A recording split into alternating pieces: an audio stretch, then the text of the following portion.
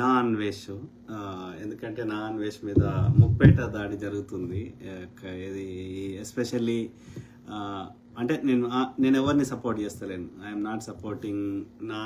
నేను ఇష్యూ బేస్డ్గా మాట్లాడతా కానీ వ్యక్తులని నేను ఏమంటారు వ్యక్తి పూజ చేయట్లేదు. అది నా అన్వేష్ అయినా సరే, నా అన్వేష్ని విమర్శిస్తున్న తోటి యూట్యూబర్స్ కానీ, ఐ జూడ్ కానీ, లేకపోతే రవి ట్రావెలర్ కానీ, ఎవరైనా సరే. ఓకే, సో ఆ క్రమంలో నా అన్వేష్ మంచోడా చెడ్డోడా అనేది ఇక్కడ మనం ఏమంటారు చర్చిద్దాం. సో అయితే రీసెంట్గా ఒక 2 వీడియోలు పెట్టిండు.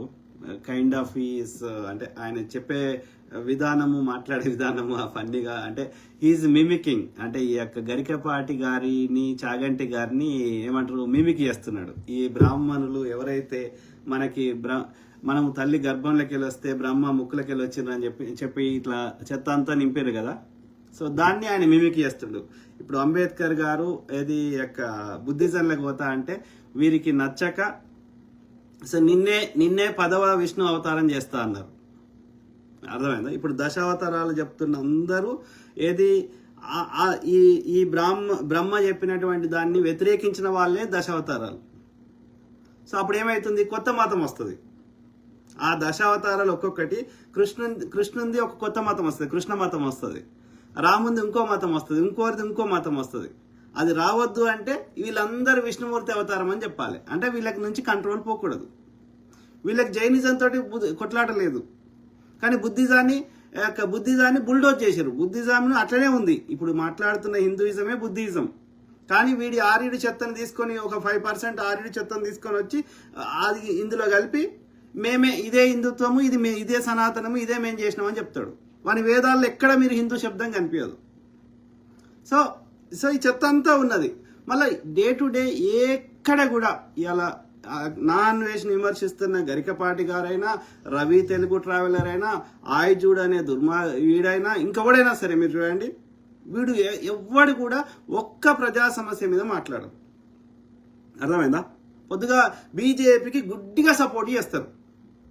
53 రూపాయలు డాలర్కి రూపాయి అయినప్పుడు కాంగ్రెస్ హయాంలో మూగ ప్రధాని ఒక కేంబ్రిడ్జ్ యూనివర్సిటీలో ఆయన పేరు మీద మాస్టర్స్ డిగ్రీ చేసిన వాళ్ళకి అవార్డులు ఇస్తూ అనేక ఫైనాన్స్ మినిస్టర్గా దేశాన్ని ఆర్థికంగా కుప్పగూలిపోయేదాన్ని ముందుకు తీసుకొచ్చినటువంటి ఆ మన్మోహన్ సింగ్ గారి కాలి కొనగోటి సరిపోయిన ఈ దుర్మార్గుడు వీళ్ళందరూ అప్పుడు మన్మోహన్ సింగ్ గారిని విమర్శించారు.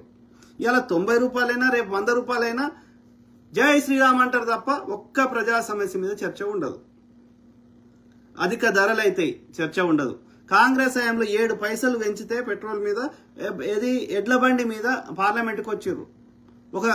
కొంచెం ధరలు పెరిగితే ఢిల్లీ పురవీధులలో కూరగాయలు మెడలేసుకొని సిలిండర్ నెత్తి మీద కట్టుకొని తిరిగిండ్రు. కానీ ఇవాళ ఏ సమస్య లేదు. అంటే జై శ్రీరామ్ పేరు మీద మనము దోపిడీ చేయాలి. గరికపాటి గారు ఏనాడైనా ఒక్క ఏం ప్రధాని మాకు ఇన్ని సమస్యలు ఉన్నాయి, 90% మంది ప్రజలు ఇబ్బందులు పడుతున్నారు, ఈ వర్ణ వ్యవస్థ ఎందుకు పెట్టినరు, అందరూ తల్లి గర్భంలోకి వెళ్ళి వస్తే ఇట్లా బ్రహ్మముఖులకి వెళ్ళి వచ్చినామని ఎందుకు చెప్తున్నాము, అందరూ వాడెవడో హీబ్రూ భాషను తెలుగులో చెప్తుంటే వాడెవడో అరబిక్ భాషలో ఉన్నటువంటి దాన్ని వాడు తెలుగులో చెప్తుంటే నేనెందుకు ఈ తెలుగు ప్రజలకు అర్థం కానీ తెలుగులో చెప్పకుండా సంస్కృతంలో ఎందుకు చెప్తున్నా, పెళ్లి మంత్రాలు నేను సంస్కృతంలో ఎందుకు చెప్తున్నా, చిన్నపిల్లగాడైన బ్రాహ్మణుడు వేరే వాడి కాలు మొక్కడు, అందరి కాలు నేనెందుకు మొక్కించుకుంటున్నా, ఒక్క దానికి తర్కం ఉండదు, లాజిక్ ఉండదు. ఇవన్నీ కరెక్ట్ అంట. నేను నాన్ వేషన్ నేను అబ్జర్వ్ చేసింది ఈ రీసెంట్ వీడియోలు కానీ గత వీడియోలు కానీ, హైలీ టాలెంటెడ్ వ్యక్తిపరంగా అతనికి చాలా టాలెంట్ ఉంది.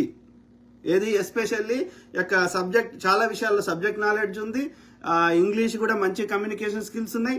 దాంతోపాటు ప్రపంచంలో ఎక్కడికి ఏ దేశంకి పోవాలి, ఏ దేశం రూల్స్ ఏంది, అక్కడ ఎట్లాంటి పరిస్థితులు ఉంటాయి, అవన్నీ వాటితో పాటు అక్కడ ఉన్న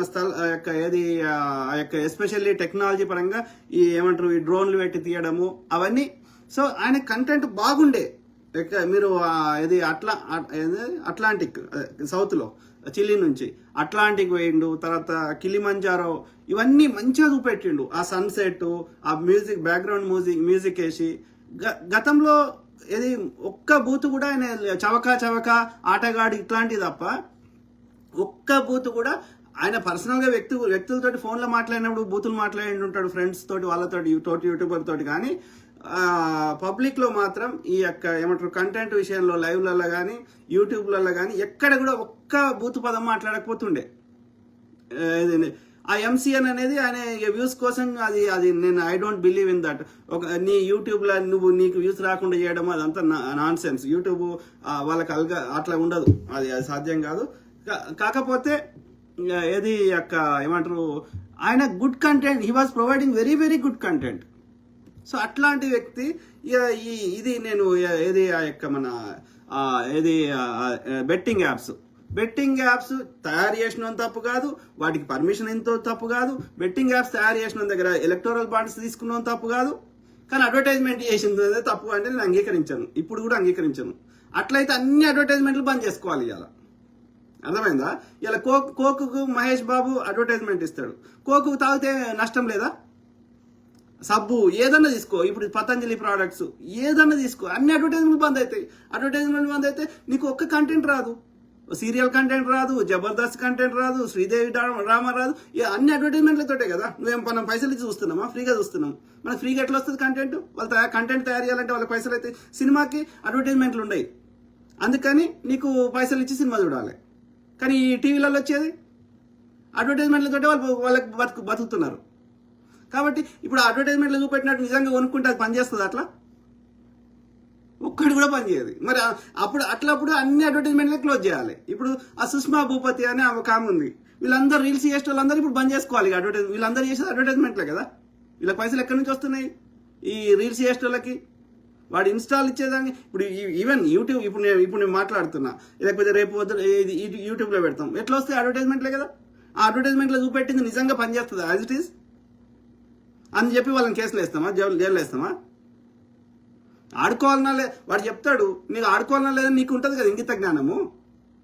ఎవడన్నా బెట్టింగ్ చేసినోడు, జూదం ఆడినోడు ఇక్కడ ధనవంతుడు అయిందా? వ్యభిచారం చేసిన వాళ్ళు, జూదం ఆడిన వాళ్ళు, ఇల్లీగల్ పనులు చేసిన వాళ్ళు ఎవరైనా అయినరా ధనవంతులు?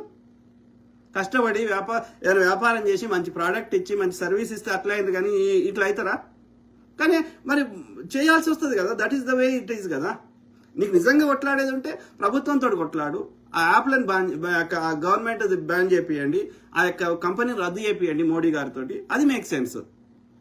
లేకపోతే అది చట్టంగా వ్యతిరేకమని కొత్త ఎన్నెన్నో చట్టాలు తెస్తున్నప్పుడు ఎవరికి తెలియకుండా ఆ యొక్క జూదం ఆడేటి పర్మిషన్ ఇవ్వద్దు కదా.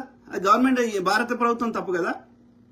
కాబట్టి అడ్వర్టైజ్మెంట్లు అనకూడదు కదా, కింది పక్షులను అనకూడదు కదా. గవర్నమెంట్ అది లీగల్గా తప్పు కాదు కదా, గవర్నమెంటే పర్మిషన్ ఇచ్చింది కదా. బెట్టింగ్ యాప్స్ ఎవరు తయారు చేస్తున్నాడు? అడ్వర్టైజ్మెంట్ చేసేవాడు కాదు కదా. సో ఆ రకంగా అయితే ఇక్కడ మెయిన్గా టాపిక్ ఏంటంటే, సో నా అన్వేష్ మీద ముప్పేట దాడి జరుగుతుంది. ఎందుకంటే అతను యొక్క ఏది బెట్టింగ్ యాప్స్ రిలేటెడ్ కానీ ఎవడోడి లోపాలు ఉన్నాయో యూట్యూబ్లలో వాళ్ళందరినీ ఎక్స్పోజ్ చేయడం జరిగింది. కొన్ని అద్దులకు మించి ఏమంటారు వాళ్ళు అదే వాళ్ళ లోపాలు ఇక ఎందుకో తెలియదు కానీ వాళ్ళ యొక్క ఈ బెట్టింగ్ యాప్స్ రిలేటెడ్ ఎక్కువైంది. భయ్యా సన్నీ యాదవ్ కానీ లేకపోతే ఈ బెట్టింగ్ యాప్స్ రిలేటెడ్ అది దానికి వాళ్ళందరూ పగ పెట్టుకున్నారు, కోపం పెట్టుకున్నారు. సో దాన్ని ఇప్పుడు వాళ్ళందరూ కలిసి దాని మీద ముప్పేట దాడి చేస్తున్నారు. సో కాకపోతే మొన్న రీసెంట్గా మాత్రం ఏది ఈ పదాలు కొన్ని ఆయన ఇంటెన్షన్ వాజ్ గుడ్, ఆయన ఉద్దేశం మంచిదే. నేను అనేది ఆయన మహిళల ఆ విషయంలో నేను కాన్ఫ్లిక్ట్ చేస్తా. ఏది మహిళలు నేను చాలాసార్లు చెప్పినా మళ్ళీ చెప్తున్నా, డ్రెస్సింగ్ అనేది సిచ్యువేషన్ తగ్గట్టుగా వేసుకోవాలి.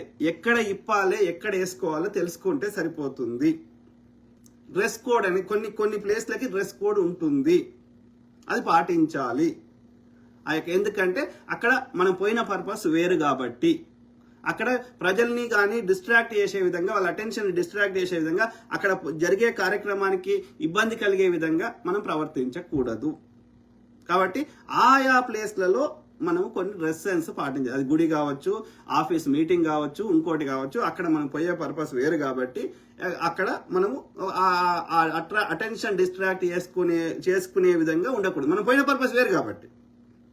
ఇక అది కాకుండా వేరే పోతావు కదా, బీచ్లకు పోతావు, పబ్బులకు పోతావు, లేకపోతే నువ్వు ఓయో రూమ్లకు పోతావు, చేసుకో, ఏమన్నా చేసుకో, మాకు సంబంధం. రోడ్డు మీద నడుచుకుంటూ పోతావు, మాకు సంబంధం లేదు.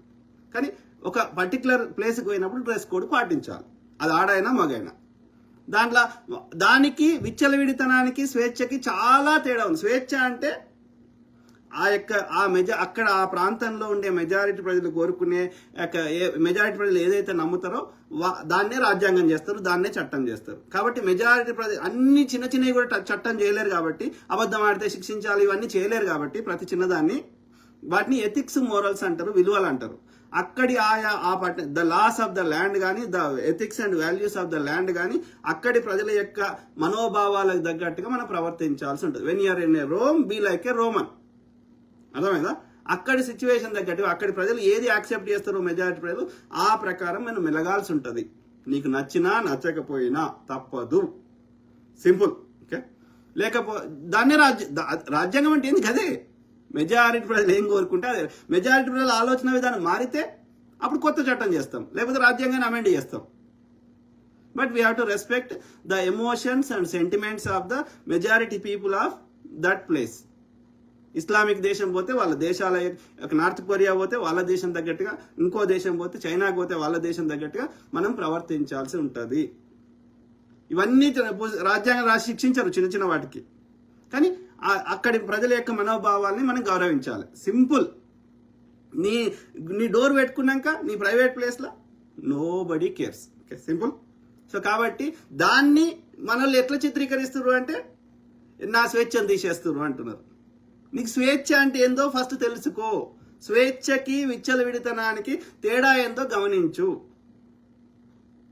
As simple as that. వాడు కామ కోరికని ప్రేమ అని చెప్పేటోళ్ళు చాలా మంది ఉన్నారు. ఈ యొక్క విచ్చలవిడితనానికి ఫెమినిజం అని, స్వేచ్ఛ అని పేరు పెట్టేటోళ్ళు చాలా మంది ఉన్నారు. That is not at all acceptable. So ఆ క్రమంలో మనం నాన్ వెజ్ గురించి మాట్లాడుతుంటే నేను గమనించింది ఏంటంటే హీఈస్ హైలీ టాలెంటెడ్.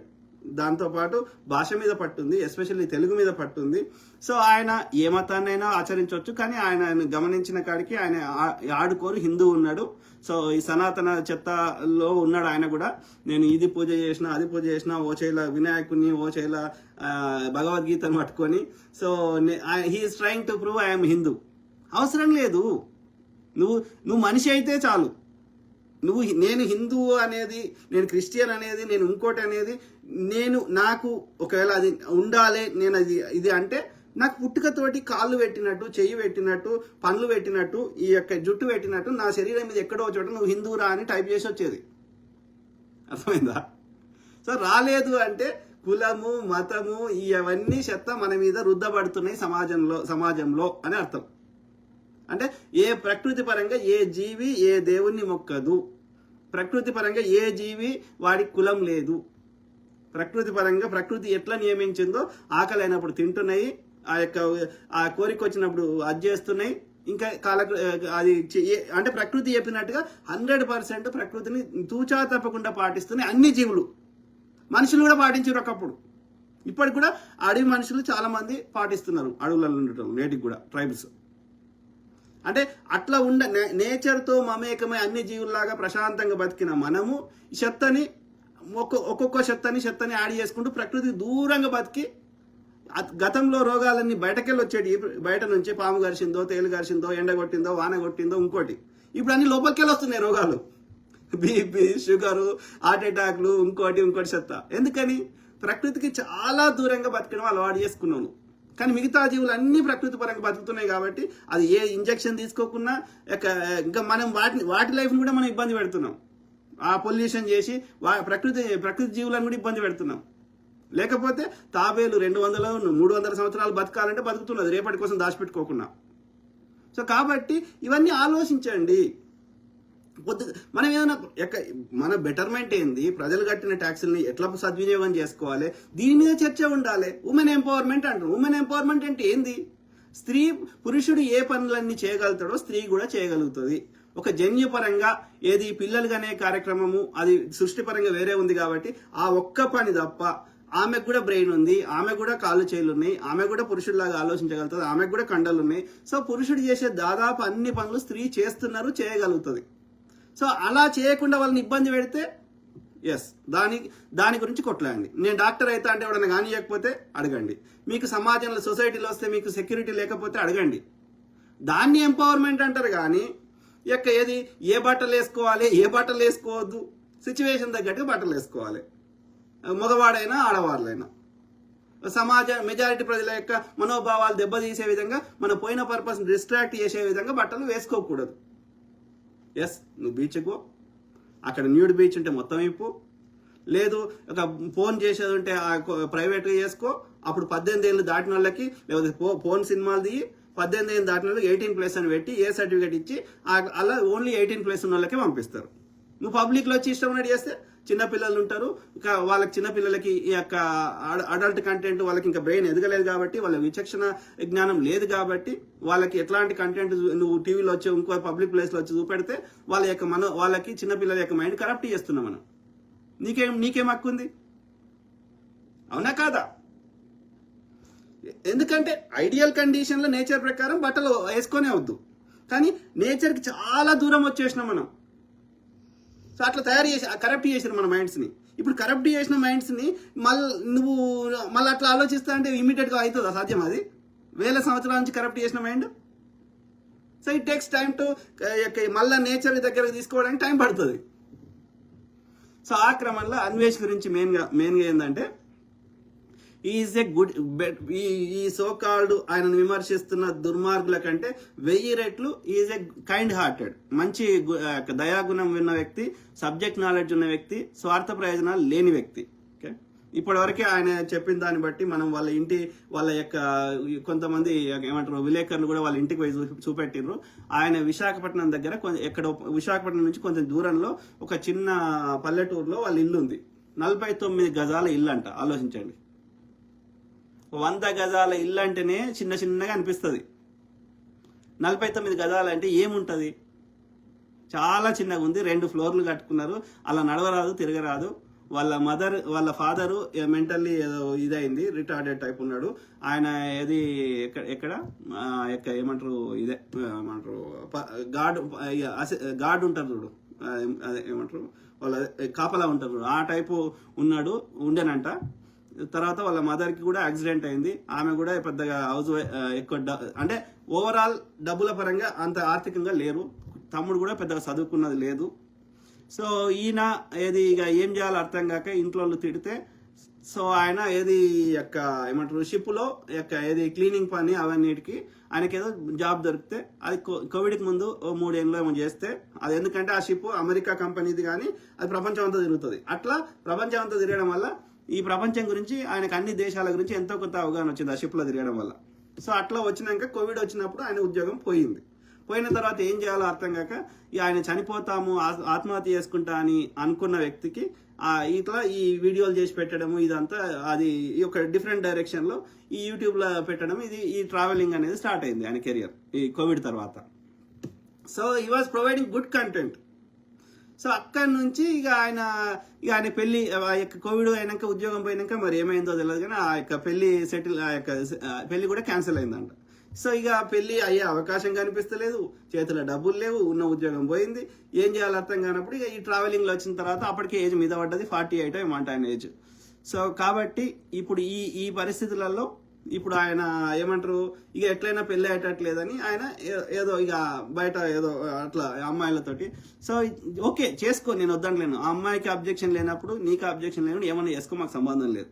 కానీ పొద్దుగా లేస్తే నీ పర్సనల్ సెక్స్ లైఫ్ని అందరికి చెప్పాల్సిన అవసరం లేదు, ప్రజలందరికీ చెప్పుకోవాల్సిన అవసరం లేదు కదా, రైట్? సో అదొకటి ఆయన చేసిన ఒకటి ఏంటంటే, ఆయన సెక్స్ లైఫ్ని ప్రజలందరికీ చెప్పాల్సిన అవసరం, నేను ఆటగాన్ని అని చెప్పాల్సిన అవసరం లేదు, ఫస్ట్ థింగ్. రెండోది ఆయన ఈ కెన్ ప్రొవైడ్ గుడ్ కంటెంట్, ఏది ఆ యొక్క ట్రావెలింగ్ రిలేటెడ్. సో అది కాకుండా ఏమంటారు ఈ మధ్య కాలంలో ఈ మధ్య కాలంలో ఈ యొక్క బూతుల పరంపర ఎక్కువైపోయింది, మరీ ఎక్కువైపోయింది, విచ్చలవిడితనం అయిపోయింది. ఓకే, ఆయనకు డిఫరెంట్ ఒపీనియన్ ఉంది. ఓకే, రాముడు శంభుకుని ఎందుకు చంపిండు అడగవచ్చు. కర్ణునికి అతని యొక్క ఈ బండి నడిపే కులం అని చెప్పి అతనికి దుర్యోధనుడు రాజ్యం ఇస్తా అంటే కూడా ఎందుకు వద్దు అన్నాడు అడగొచ్చు, అవునా కదా? ఎందుకు ఈ కుల వ్యవస్థను పెంచి పోషించడం అడగవచ్చు. నీవు గురువు అనుకొని ఆయన చేస్తే ఏకలవిని యొక్క బొటన వేలు ఎందుకు కోసేసినావు అడగవచ్చు. ఏం తప్పు కాదు. అర్థమైందా? ఇప్పుడు అన్వేషే కాదు, అన్వేష్ కంటే ముందు కానీ అన్వేష్ తర్వాత కానీ అనేక మంది ఈ చెత్త పుస్తకాలని ఎలాంటి చారిత్రక ఆధారం లేకుండా ఈ చెత్త చెప్తే విమర్శించిన వారు, పుస్తకాలు రాసిన వారు. ఆమె పేరు ముప్పాల రంగనాయకమ్మ. ఆమె రామాయణమే రాసింది, ఇంకో రామాయణమే. సో అట్లా ఎంతో మంది, ఈవెన్ అంబేద్కర్ గారు రాయలేదా the riddles of the Rama and Krishna రాయలే? అంటే ఏంది, చిక్కుముడులు ఉన్నాయి, నాకు అర్థమైతే లేదు, ఇలా లాజిక్ లేదు అని రాసిండు ఆయన. ఇప్పుడు నేను చెప్పినటువంటి పాయింట్స్ని అట్లా ఇల్లాజికల్గా చెత్త అంతా చెప్పిండ్రు. ఈవెన్ చాగంటి గారు, నేను షికాగోలో టెంపరీగా ఒక ప్రాజెక్ట్ చేస్తున్నప్పుడు అప్పుడు నేను చాలా అభిమానించేవాడిని. నేను పరమ శివభక్తునిగా ఉండి అది ఈ చాగంటి గారు ఒక డిఫరెంట్ టోన్లో చెప్తుంటే, అరే చాలా బాగా చెప్తుండే అని వినేవాడిని ఆ ట్రైన్లో పోతూ వస్తూ. సో ఆయన ఏమంటాడు, ఆ యొక్క పరమశివుడు బ్రహ్మను, పరమశివుడే అనుకుంటా, పరమశివుడి యొక్క ఆమె ఎవరినో చూస్తే ఆయనకు స్ఖలనమైందంట, అంటే వీర్యం బయటకు వచ్చిందంట. ఆ వీర్యము జింక నోట్లకు పోయిందంట. ఆ జింక నోట్లకి వెళ్ళి చేపలకు పోయిందంట. చేపలకి వెళ్ళి ఆ బిడ్డ పుట్టిందంట. ఎట్లా సాధ్యం రా ఇది? కొంచెం మేక్ సెన్స్ ఉండాలి కదా. 4 తలకాయలు ఎట్లా సాధ్యం రా అయ్యా? ఇదే ప్రధానమంత్రి ఏమని చెప్తాడు, ఇప్పుడు లేని టెక్నాలజీ ఆ రోజే ఉందంట, ఇప్పుడు కూడా లేదా టెక్నాలజీ. 4 చేతులు పెట్టండి ఎవరికైనా చూద్దాం, 4 తలకాయలు పెట్టండి చూద్దాం.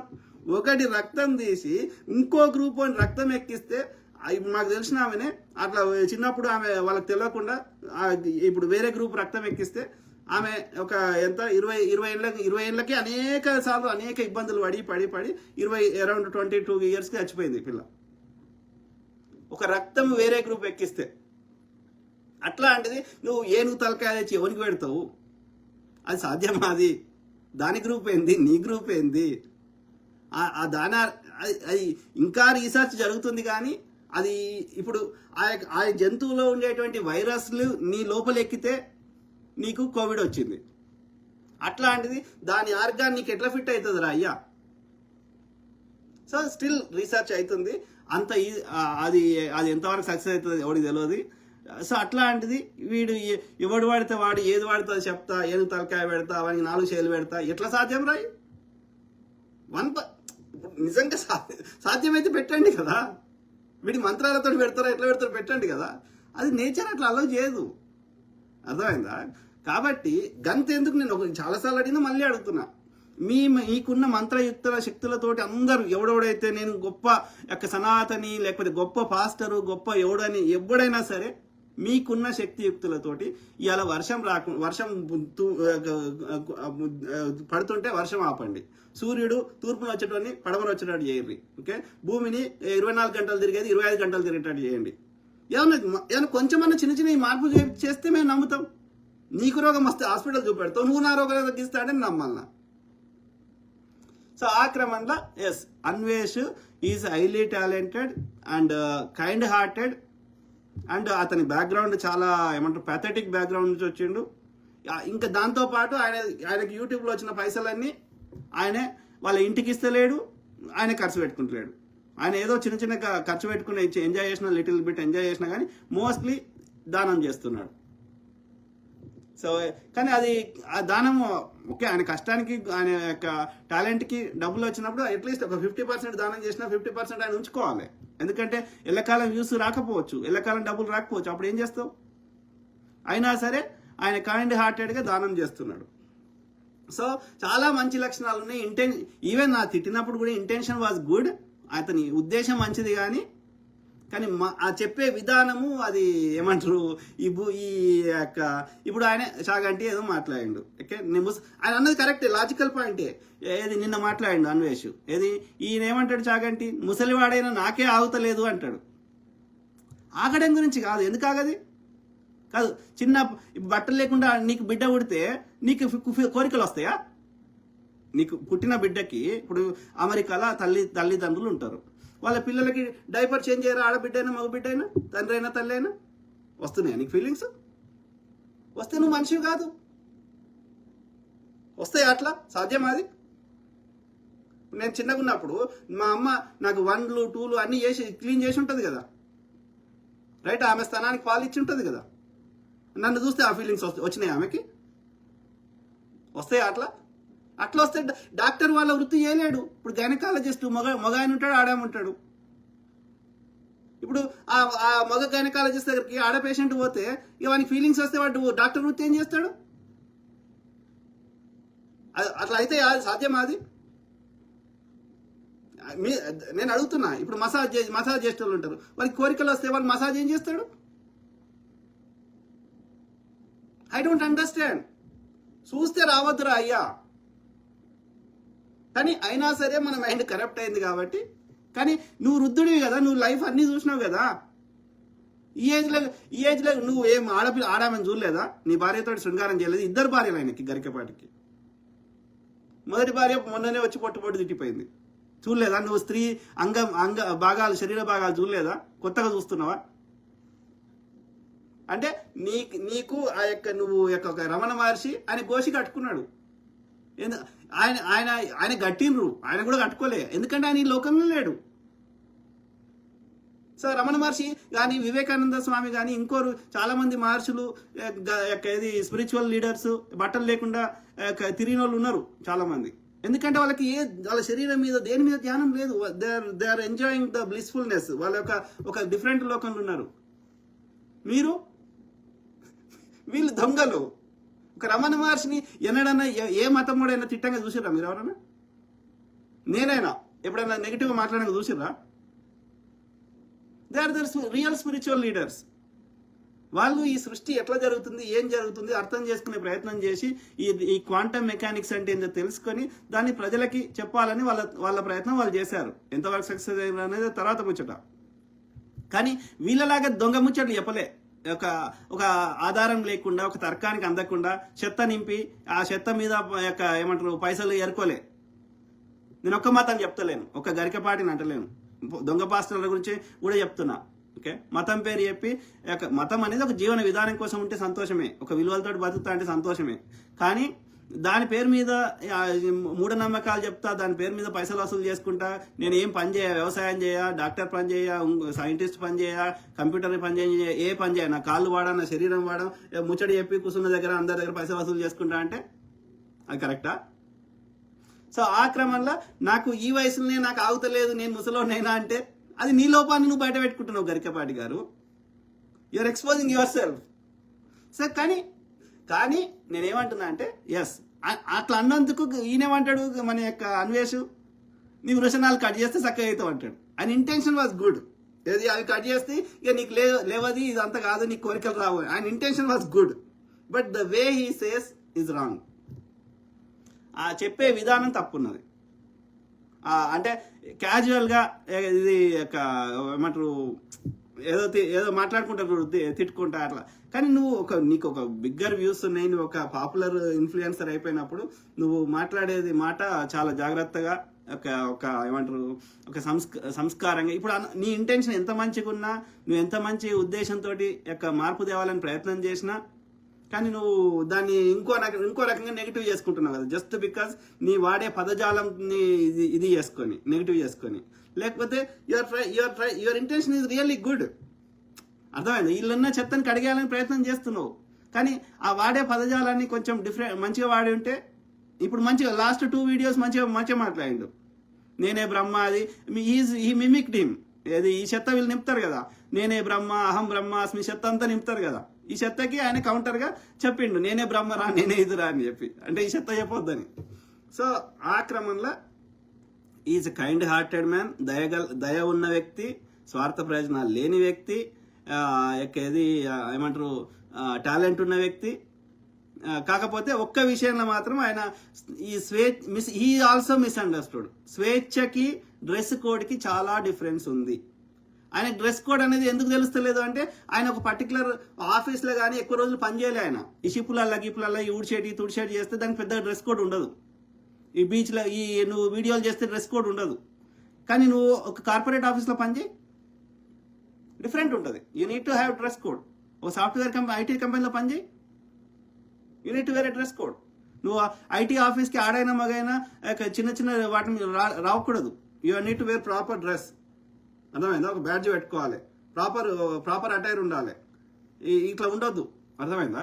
సో కాబట్టి he looks like he never work in ఏమంటారు ఒక కార్పొరేట్ వరల్డ్లో ప్రాపర్గా పని చేయలే. చేసి ఉంటే తెలిసింది ఆయనకి డ్రెస్ కోడ్ అంటే.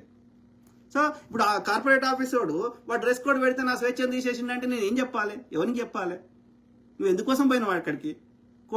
కోడ్ రాయడానికి, ఆ తోటి వర్కర్స్ తోటి కానీ అక్కడ ప్రాజెక్ట్ కంప్లీట్ చేయడానికి, ఆ యొక్క నీకు ఇచ్చిన టాస్క్ కంప్లీట్ చేయడానికి పోయినావు కదా.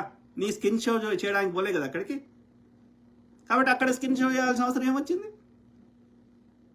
సినిమాలో నీ క్యారెక్టర్ కోసం అవసరం అయితే చెయ్యి. స్విమ్మింగ్ చేయాలంటే కంఫర్ట్ ఉండాలి కాబట్టి ఇప్పు. బెడ్రూమ్లో ఇప్పితేనే చేసుకోవచ్చు కాబట్టి ఇప్పు. బాత్రూంలో స్నానం చేయాలంటే బట్టలు ఇప్పాలి కాబట్టి ఇప్పు. ఎక్కడికి పోతే అక్కడ డ్రెస్ వేసుకోరా అని చెప్తే అది నేరం అయిపోయింది అంట, స్వేచ్ఛ తీసేసినామంట. ఈ మహిళా కమిషన్ చైర్మన్ కూడా సీతక్క ఏం చెప్తుంది, శారదా నేరెళ్ళ గారు మీకు బుద్ధి ఉందో లేదో, మీకు ఆ పొజిషన్ ఎందుకు మీకు తప్పుగిచ్చిరా అనిపిస్తుంది నాకు. పోలీసు చేసే పని నీకెందుకమ్మా? నీకు మహిళా కమిషన్ యొక్క బాధ్యతలు తెలుస్తలేవు. నువ్వు కూడా ఒక సూడో ఫెమినిస్ట్ తయారైనవు శారదా నేరెళ్ళ గారు. మహిళా శాఖ శిశు మహిళా శాఖ మంత్రి, సాంఘిక శాఖ మంత్రి అయినటువంటి సీతక్క గారు ఏం చెప్తున్నారు? ఇప్పుడు ఆ కాంగ్రెస్ నేత సంధ్యారెడ్డి గారు ఏం చెప్తున్నారు? ఇంకొకరు ఏం చెప్తున్నారు? నేనైనా ఏం చెప్తున్నా? నేను ఇప్పొద్దు అంటలేను, ఇప్పమంటలేను. సిచ్యువేషన్ తగ్గట్టుగా డ్రెస్ వేసుకో అని చెప్తున్నాం. దాన్ని మహిళలందరూ స్వేచ్ఛను తీసేసినామని చెప్తే మీరు ఒక ఇంతో అంతో లోకాన్ని చూసి ఇద్దరు ఆడబిడ్డలు, ఎదిగిన ఆడబిడ్డలు ఉన్న మీరు ఏం మాట్లాడుతున్నారు శారదా నేరెళ్ళ గారు? ప్లీజ్ ఇట్లనే చేస్తే మిమ్మల్ని ఆ యొక్క మహిళా కమిషన్ చైర్మన్ నుంచి దింపేదాకా మేము డిమాండ్ చేయాల్సి వస్తుంది. కరెక్ట్ కాదు అది. మీరు ఏదైనా మాట్లాడేటప్పుడు 100 సార్లు ఆలోచించండి. మీకు అంత శక్తియుక్తులు లేకపోతే, అంత డీప్ థింకింగ్ లేకపోతే ఐఏఎస్ ఆఫీసర్లు ఉంటారు, అడ్వైజర్లు ఉంటారు, పెట్టుకోండి. మీకు ఒక గన్మెన్ పెట్టినట్టుగా మీరు నలుగురు అడ్వైజర్లు పెట్టుకోండి. దీని ఇంపాక్ట్ ఏంది, ఇది నిజమా కాదా, చట్టం ఏం చెప్తుంది, ప్రపంచ దేశాలు ఏం చెప్తున్నాయి, ప్రాపర్గా దాని గురించి మీరు ఓన్ రీసెర్చ్ చేసినాక అప్పుడు రెస్పాండ్ కాండి. మీరు ఒక ఉన్నత స్థానం నుండి you give wrong messages, correct కాదు అది. అనా కదా? ఈ తులసి చంద్ గారు ఏమంటారు, బూతులు మాట్లాడితే జైలు పెట్టాలంట. ఆమెకు బుద్ధి జ్ఞానము ఏమైనా ఉన్నదా? భావ ప్రకటన స్వేచ్ఛని తీసేసే హక్కు ఎవడికి ఉందిరా అయ్యా? ఇంగ్లీష్లో వెంటింగ్ అంటారు. వెంటింగ్ అంటే ఏంది? ఇప్పుడు బాధ అయితే ఏడుస్తాం. ఇవాళ నువ్వు ఏడుస్తే జైలు పెట్టాలంటే నేను ఏం చెప్పాలి సమాధానం? ఏడవద్దా? ఏడ్చేసి స్వేచ్ఛ లేదా నాకు? ఎప్పుడు నవ్వుకుంటూనే ఉండాలనా? ఒకవేళ అదే నిజమైతే ఆ యొక్క నవరసాలు ఎందుకు పెడతారు? ఏడ్చే గుణము నేచర్ నాకు పెట్టకపోతుండే కదా. ఏడవడం వల్ల ఆ బాధ పోతుంది కదా, మనసు ప్రశాంతం అవుతుంది కదా, ఉపశమనం అవుతుంది కదా. సో అట్లనే వెంటింగ్ అంటారు. ఇంట్లో ఎక్కువ వేడైంది అనుకో, వేడిగాలి ఏమైతే పైకి పోతుంది. పైకి వెళ్ళిన వేడిగాలి ఇంట్లోనే ఉంటే ఆ మనసు ఏమంటారు, ఆ యొక్క ఫ్యూమ్స్ కానీ, ఆ కార్బన్ మోనాక్సైడ్ కానీ, మనం విడిచినటువంటి ఆ కార్బన్ డైఆక్సైడ్ కానీ అవి మళ్ళీ పీల్చుకోవాలి. నీకు ఆక్సిజన్ లెవెల్ పడిపోతుంది, చచ్చిపోతావు. ప్రాపర్గా వెంటిలేషన్ లేకపోతే చచ్చిపోతావు. కాబట్టి ఈ వేడిగాలి బయటకు పోతేనే కింద పైన వెంటిలేటర్ నుంచి వేడిగాలి బయటకు పోతేనే కింద నుంచి చల్లగాలి లోపలికి వస్తుంది. విండోల నుంచి చల్లగాలి బరువు ఉంటుంది కాబట్టి కింద ఉంటుంది, వేడిగాలి పైకి పోతుంది. ఈవెన్ ఇప్పుడు వర్షాలు ఎట్లా వస్తున్నాయి? అల్పపీడనం దగ్గరికి అధిక పీడనం నుంచి వస్తున్నాయి. ఎట్లా వస్తున్నాయి? అల్పపీడనం ఎట్లా క్రియేట్ అవుతుంది? అక్కడ బాగా వేడి వస్తే ఆ వేడికి అక్కడ ఉన్న గాలిలో ఉన్న తేమ అయిపోయి ఆ యొక్క ఇది ఇక్కడ అల్పపీడనం ఏర్పడడం వల్ల ఆ చల్లగాలి ఇక్కడికి వస్తుంది. అధిక పీడనం నుంచి అల్పపీడనం, ఆ ప్రెషర్ డిఫరెన్స్ వల్ల. Simple concepts. కాబట్టి నీ ఇంట్లో ఉన్న వేడి పోవాలి, బయటకి వెంటిలేటర్ ద్వారా పోతేనే కిటికీలకు వెళ్ళి విండోలకు వెళ్ళి ఫ్రెష్ ఎయిర్ వస్తుంది. అట్లనే నీ మైండ్ లోపల ఆ బాధ కానీ, ఆ ఎదుటివేడు మనకి కలిగించిన ఇబ్బంది కానీ, అది ఏదైనా నెగిటివ్ ఎమోషన్ ఉంటే అది పోవాలి. అది లోపలికి వెళ్ళి పోతేనే నీ మనసు ప్రశాంతంగా ఉంటుంది, నువ్వు సంతోషంగా ఉంటావు, నువ్వు కుదుట పడతావు. లేకపోతే ఏమవుతుంది? ఈ వెంటింగ్ అనే కార్యక్రమం లేకపోతే, ఈ బాధను వ్యక్తపరిచే వ్యవస్థ లేకపోతే, వాడు ఈ యొక్క బాధ నుంచి ఉపశమనం చేయడానికి వాడు డ్రగ్స్ అలవాటు చేసుకుంటాడు, లేకపోతే తాగుడికి బానిస అవుతాడు, లేకపోతే ఇంకా పిచ్చోడు అవుతాడు. ఓకే, ఈ మానసిక వేదతో డిప్రెషన్లో పోతాడు, ఇంకోటి అవుతుంది. ఇప్పుడు మహిళలు రిలేటివ్లీ ఏమంటారు, తక్కువ ఈ హార్ట్ అటాక్స్, తక్కువ మెంటల్ డిసీజెస్ ఉంటాయి పురుషులతో పోలిస్తే. కారణం ఏంది? వాళ్ళు ఏ సీక్రెట్ పెట్టుకోరు, ఎవరో ఒకరితో మాట్లాడుతూనే ఉంటారు, తోటి మహిళలతో ఏదో ఒకటి, వాళ్ళు అన్నీ చెప్పేస్తూనే ఉంటారు. మోస్ట్ ఆఫ్ దెమ్ కాబట్టి మళ్ళీ మైండ్ క్లీన్ ఉంటుంది. మగవాడు వాడు ఎవరిని చెప్పుకోడు, కాబట్టి వాడు ఈ తాగితే కొంచెం రిలాక్స్ అనిపిస్తుంది. అర్థమైందా? కాబట్టి ఈ వెంటింగ్ అనేది ఉండాలి. మన యొక్క ఏమంటారు, ఆ బాధని వ్యక్తపరిచే వ్యవస్థ ఉండాలి. అప్పుడు వాడి మనసు కుదుట పడుతుంది. అర్థమైందా? కాబట్టి ఫిజికల్ హార్మ్ చేస్తేనే శిక్షలు, అంతేగాని నువ్వు తిడితే వాడు తిట్టు, లేకపోతే వాడు తిడితే వాడిని బ్లాక్ చేయి. ఎవడొద్దన్నాడు? నీకు ఆ స్వేచ్ఛ లేదా? నీకు తిట్టే స్వేచ్ఛ ఉన్నది, వాడు నీకు నచ్చంది చెప్తే నీకు చెప్పుకునే స్వేచ్ఛ ఉన్నది. అర్థమైందా? అది కాకుండా అయినా సరే నీకు ఇబ్బంది పెడుతున్నాడు, నువ్వు ఉన్న ప్రైవేట్ ప్లేస్లకు, పబ్లిక్ ప్లేస్ కాకుండా నీ ప్రైవేట్ ప్లేస్లకు వచ్చి వాడు నిన్ను ఇష్టం ఉన్నట్టు ఇబ్బంది పెడుతున్నాడు, నీ ఇంట్లోకి వచ్చి తిడుతున్నాడు, లేకపోతే ఇంకోటి చేస్తే నువ్వు క్రిమినల్ కేసు పెట్టు, పోలీస్ కేసు పెట్టు, ఎవడొద్దంటలేడు. నువ్వు పబ్లిక్ ప్లాట్ఫామ్కి వచ్చి, పబ్లిక్ ప్లేస్కి వచ్చి వాడు కామెంట్ పెడితే వాడిని శిక్షించాలంటే వాడిని బ్లాక్ చేసేసి, నీకు నచ్చకపోతే బ్లాక్ చేయి. కానీ వాడు నీకు మాట్లాడే స్వేచ్ఛ ఉంటుంది, నీకు చెత్త అది రీసెర్చ్ చేయకుండా నువ్వు చెత్త చెప్పే స్వేచ్ఛ నీకు ఉంటుంది. కానీ వానికి నువ్వు చెత్త చెప్తున్నావు అని అనే వానికి కామెంట్ పెట్టే స్వేచ్ఛ లేదా? ఏం బూతురా అయ్యా? నీ ఆర్గాన్ నీకు బూత్ అయిందా? అది లేకపోతే ఉత్సవ పొద్దుగాలేస్తే, అది లేకపోతే పిల్లలు కానవు. అది ఎట్లా చెడ్డదైంది? ఆ ఆర్గాను, నీ లింగం ఎట్లా చెడ్డదైంది? నీ ప్రైవేట్ పార్ట్ స్త్రీది ఎట్లా చెడ్డదైంది? అది అస్సాములనేమో యోనికి పూజలు చేస్తున్నారు. ఇలా యోని అని ఎవడన్నా మాట్లాడితే అది భూత్ అంట. నీ ఆర్గాన్ నీకు ఎట్లా భూత్ అయిందిరా అయ్యా? నీ చెయ్యి ఎట్లనో, నీ కాలు ఎట్లనో, నీ మూత ఎట్లనో, నీ ముక్కు ఎట్లనో, నీ యోని అయినా, నీ లింగం అయినా అది కూడా ఒక ఆర్గానే కదా. ఎండ పడితే మొత్తం, వర్షం పడితే మొత్తం ఆర్గాన్ తడుస్తాయి కదా. అమ్మ యోనిలోకి వెళ్ళి వస్తే ఒకటే ఆర్గాన్, అది ఒక్కటి సపరేట్గా రాలే కదా, మొత్తం శరీరం వచ్చింది కదా.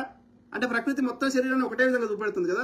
జ్వరం వస్తే మొత్తానికి వస్తుంది కదా, నీ లింగం కూడా వస్తుంది కదా, నీ యోనికి కూడా వస్తుంది కదా జ్వరము. అది ఎట్లా చెడ్డ ఆర్గాన్ అయిపోయింది? అది లేకపోతే సృష్టి కార్యం జరుగుతలేదు, అది లేకపోతే నువ్వు రోజుకు 10 సార్లు ఉత్సవం లేకపోతున్నావు, అది ఎట్లా చెడ్డ ఆర్గాన్ అయింది? I don't understand. అది ఎట్లా పూర్తయింది? I don't know. ఎల్ అనేది వాడిరు. ఎందుకు వాడుతున్నారు ఎల్ అని? ఎందుకంటే మన సమాజము ఒక సిస్టమ్ పెట్టుకున్నది. ఒక వ్యక్తి ఒక ఆడ మగ ఒక ఎమోషనల్ బంధంతో ఒకరితోటే ఉండాలని సమాజం నిర్ణయించుకుంది. అట్లా కాకుండా స్త్రీ శరీరాన్ని అమ్ముకోకూడదు, వ్యభిచారం చేయకూడదు. అట్లా వ్యభిచారం చేస్తే ఒక్కరితోటి కాకుండా, ఒక రిలేషన్ అఫీషియల్గా ఎండ్ చేసుకోకుండా 10 మందితోటి కేవలం సుఖం కోసమో, లేకపోతే పైసల కోసమో, ఇంకేదైనా స్వలాభం కోసమో, లేకపోతే కామవాంఛలు ఎక్కువ అయిపోయో అట్లా పిచ్చి చేస్తే వాళ్ళని మగవాడిని అయితే ఇంకో పదం వాడిరు, ఆడవనైతే ఇంకో పదం వాడిరు. అంటే సమాజము అందరినీ ప్రతిరోజు అన్ని వాళ్ళని ప్రైవేట్ ప్లేస్లలో ఏమేం చేస్తారో మనం చూడలేం. కాబట్టి అట్లా ఎవరైనా చేసినట్టు అనిపిస్తే వాళ్ళ మీద అది ఒక సోషల్గా ఒక డిసిప్లిన్ కోసం తిడుతున్నారు. ఏది అట్లా వ్యభిచారం చేస్తే, శరీరాన్ని ఒళ్ళు అమ్ముకుంటే అట్లా అమ్ముకోకూడదే అని వాళ్ళు ఎల్ల కారంతోటో ఇంకో కారంతోటో, మగవాడైతే బి తోటో అట్లా తిడుతున్నారు. అవునా కాదా? సో దాంట్లో ఎక్కడ బూతు వచ్చింది? I don't understand. నీ ఆర్గాన్స్ నీకు ఎట్లా బూతాయినాయి? ఈ బైసెప్స్, ట్రైసెప్స్ ఉన్నట్టు గ్లూట్స్. బట్ అంటే ఏంది? అదొక మజిల్, అదొక biggest muscle in the body. ఇప్పుడు ఈ బైసెప్స్ అంటున్నాం, ఎన్నుకున్నాయి ట్రైసెప్స్ అంటున్నాం, ఇంకోటి వీటికి ఇంకో పేర్లు ఉన్నాయి.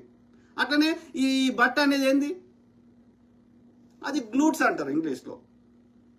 అర్థమైందా? అదొక biggest muscle in the body. అది లేకపోతే బోన్స్ కూర్చుంటే కూర్చోలేం బోన్స్ మీద.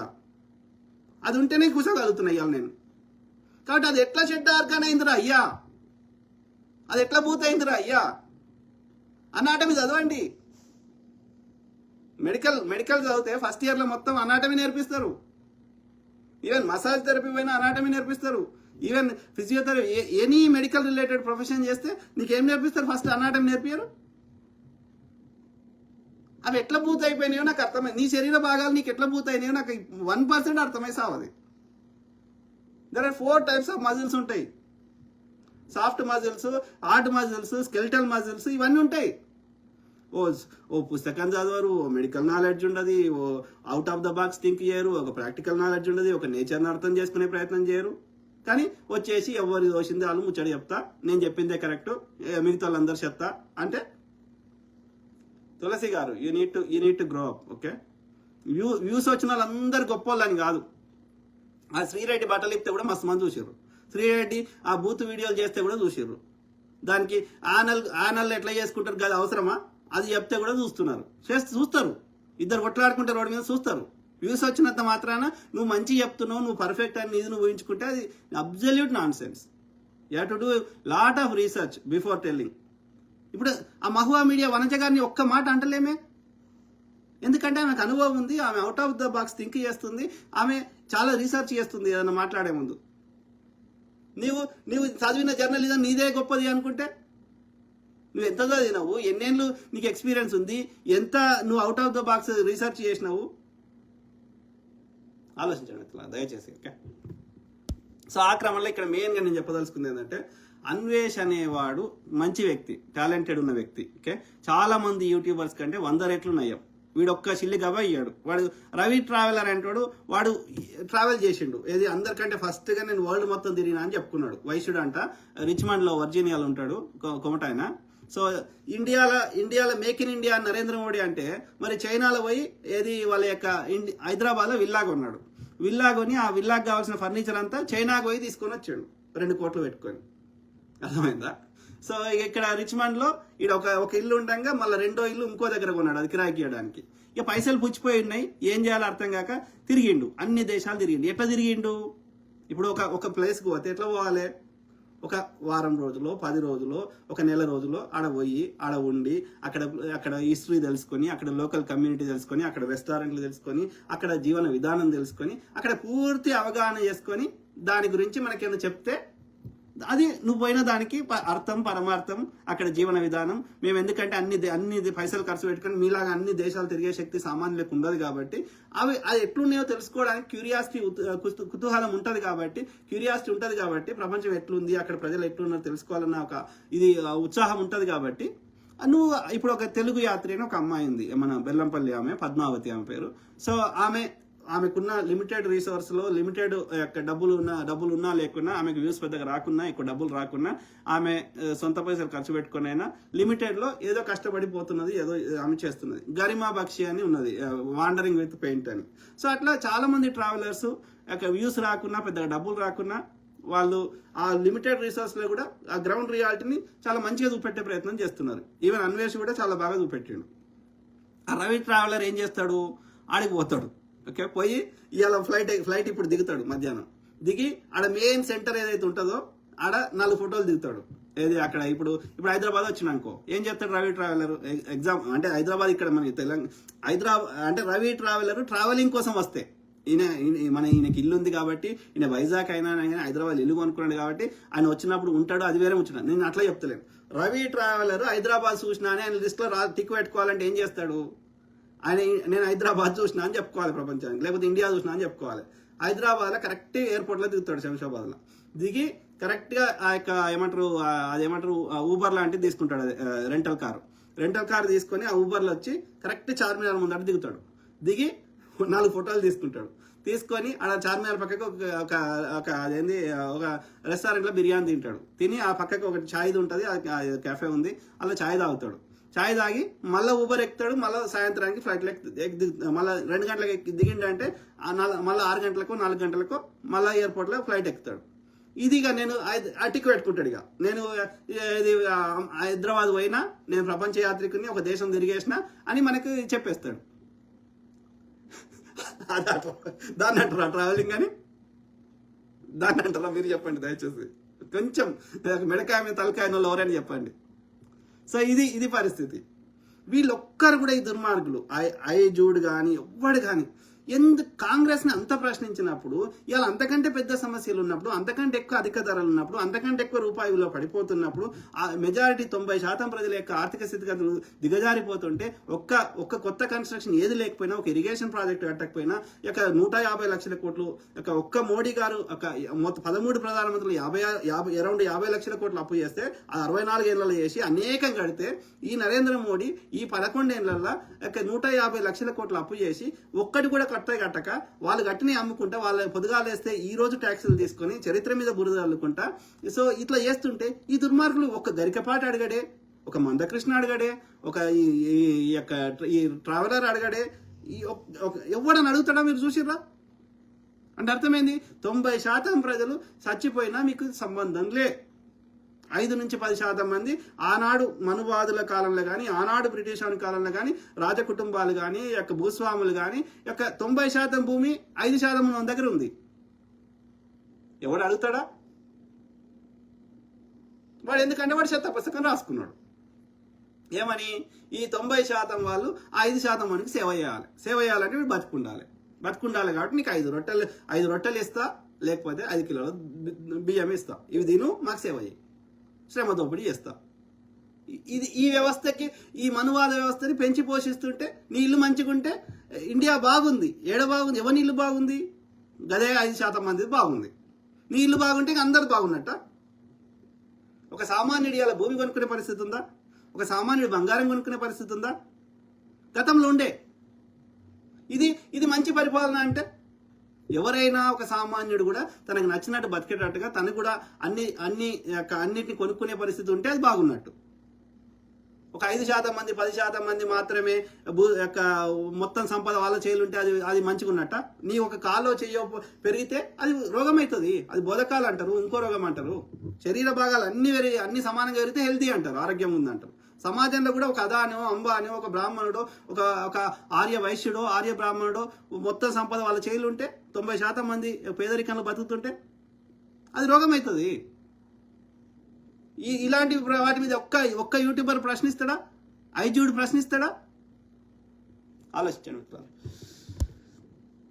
సో ఆ క్రమంలో ఒక అన్వేష్కి నేనేం చెప్తున్నా అంటే, ఫస్ట్ థింగ్ నేనేం చెప్తున్నా అన్వేష్కి, నువ్వు నీ సెక్స్ లైఫ్ని ప్రజలందరికీ నువ్వు ఎవరితోటి ఏం చేసుకుంటున్నావో ప్రజలు తెలుసుకోవాల్సిన అవసరం లేదు. కాబట్టి నీ సెక్స్ లైఫ్ని పబ్లిక్లో పెట్టాల్సిన అవసరం లేదు.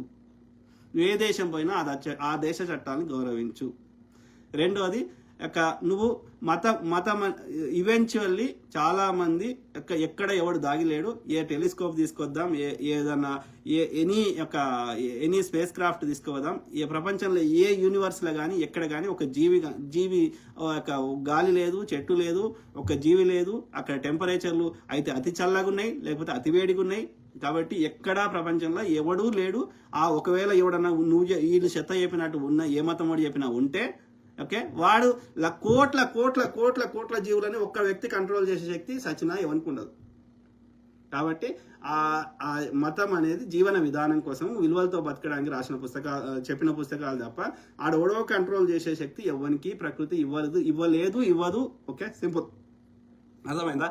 సో ఆ క్రమంలో ఇక్కడ నువ్వు నిజంగా ఏ దేవుని మొక్కుతావు, నేను ఈ దేవుని మొక్కుతా ఆ దేవుని మొక్కుతా అనేది అది కూడా చెప్పుకోవాల్సిన అవసరం లేదు. ఓకే, నువ్వు ఎనఫ్ రీసెర్చ్ చేయి. ఆ చెత్త పుస్తకాలు చెప్పింది, ఆ వేదము అది ఏదో చెత్త చెప్తున్నారు, అలా ఒక్కటి కూడా నువ్వు ఇండిపెండెంట్గా థింక్ చేయి. అది ఎంతవరకు కరెక్ట్, ఎంతవరకు మేక్ సెన్స్, అది నిజంగా చారిత్రక ఆధారం ఉందా, ఎక్కడ జరిగింది, ఏ ప్లేస్లో జరిగింది, ఏ తవ్వకాల్లో బయటపడ్డది. Do enough research. అది కరెక్ట్ మేక్ సెన్స్ ఉందా, లాజిక్ ఉందా, నిజంగా అది వర్కౌట్ అవుతుందా, ఆలోచించు. ఓకే, సో కాబట్టి ఎవరేం చెప్పినా గుడ్డిగా నమ్మకండి, మీరు సొంతంగా ఆలోచించండి. ఓకే, వాళ్ళు ఏదో బతుకు తెరువు కోసం చెత్త చెప్పుకుంటున్నారు, వాళ్ళకి పనిచేసే శాతం కాదు. ఎందుకు గరికపాటి గారికి చెత్త చెప్పే బదులు వ్యవసాయం చేసుకోవచ్చు కదా, 4 ఎకరాలు కొనుక్కొని లీజుకి తీసుకొని. అమ్మాయి ఉన్నది, ఆమె పేరేంది, వంశీ ఫార్మ్స్ కాదు, అమ్మాయి పేరేంది, వంశీ ఫార్మ్స్ వైఫ్, ఆమె పేరేంది ఉండే కదా. సో ఆమె వారధి ఫార్మ్స్. ఆ అమ్మాయి ఏంది బ్రేక్ఫాస్ట్ అవన్నీ కష్టపడి చేసి పెడుతున్నది. అట్లా ఎవరో ఒకరు ఏదో ఒక పని చేసుకుని తెలంగాణ లచ్చవా ఆమె వంటలు చేసుకుని బతుకుతున్నది. ఎవరో ఒకరు ఏదో ఒక పని వాళ్ళతోటి అయిన కాడికి ఏదో ఒక పని చేసుకుని బతుకుతున్నారు. ఏ పని శాతగానులు కూలికి పోతున్నారు, అవునా కదా? కూర్చున్న దగ్గర పైసలు కావాలని ఆరాటపడి అందరి కష్టం నీకు తెచ్చేయాలని కోరుకోవడం ఎందుకు? ఈ చిన్నజీఆర్ కానీ ఇట్లాంటి దుర్మార్గులు, ఈ పాస్టర్లు కానీ, అవునా కదా మిత్రులు? దొంగలు. సో ఆ క్రమంలో ఏం చెప్తున్నా అంటే, నువ్వు ఏమన్నా చెప్పుకోరా అయ్యా, కానీ ఆ యొక్క భాషని వాక్శుద్ధి. ఓకే, నీ ఎందుకంటే నీ ఎంత మంచి ఇంటెన్షన్ తోటి చెప్పినా దాన్ని అలా నెగిటివ్ కావడానికి కారణం ఏంది? కేవలం నీ చెప్పే విధానం. సో అదే ఒక్కటి మార్చుకోమని కోరుతాను. ఎందుకంటే నీ టాలెంట్ని ఇంకా ఎక్కువ మార్పు, సమాజంలో మంచి మార్పు తేవడానికి వాడు. కానీ ఈ భాష ద్వారా ఇలా ఈ నెగిటివ్ నువ్వు అన్ని గోత్రు అవుతున్నావు కదా, అవసరమా అనేది ఆలోచించమని కోరుతున్నాను. ఓకే, సో రాజమౌళి మిట్టపల్లి అన్న, you are correct, I support you, thank you brother.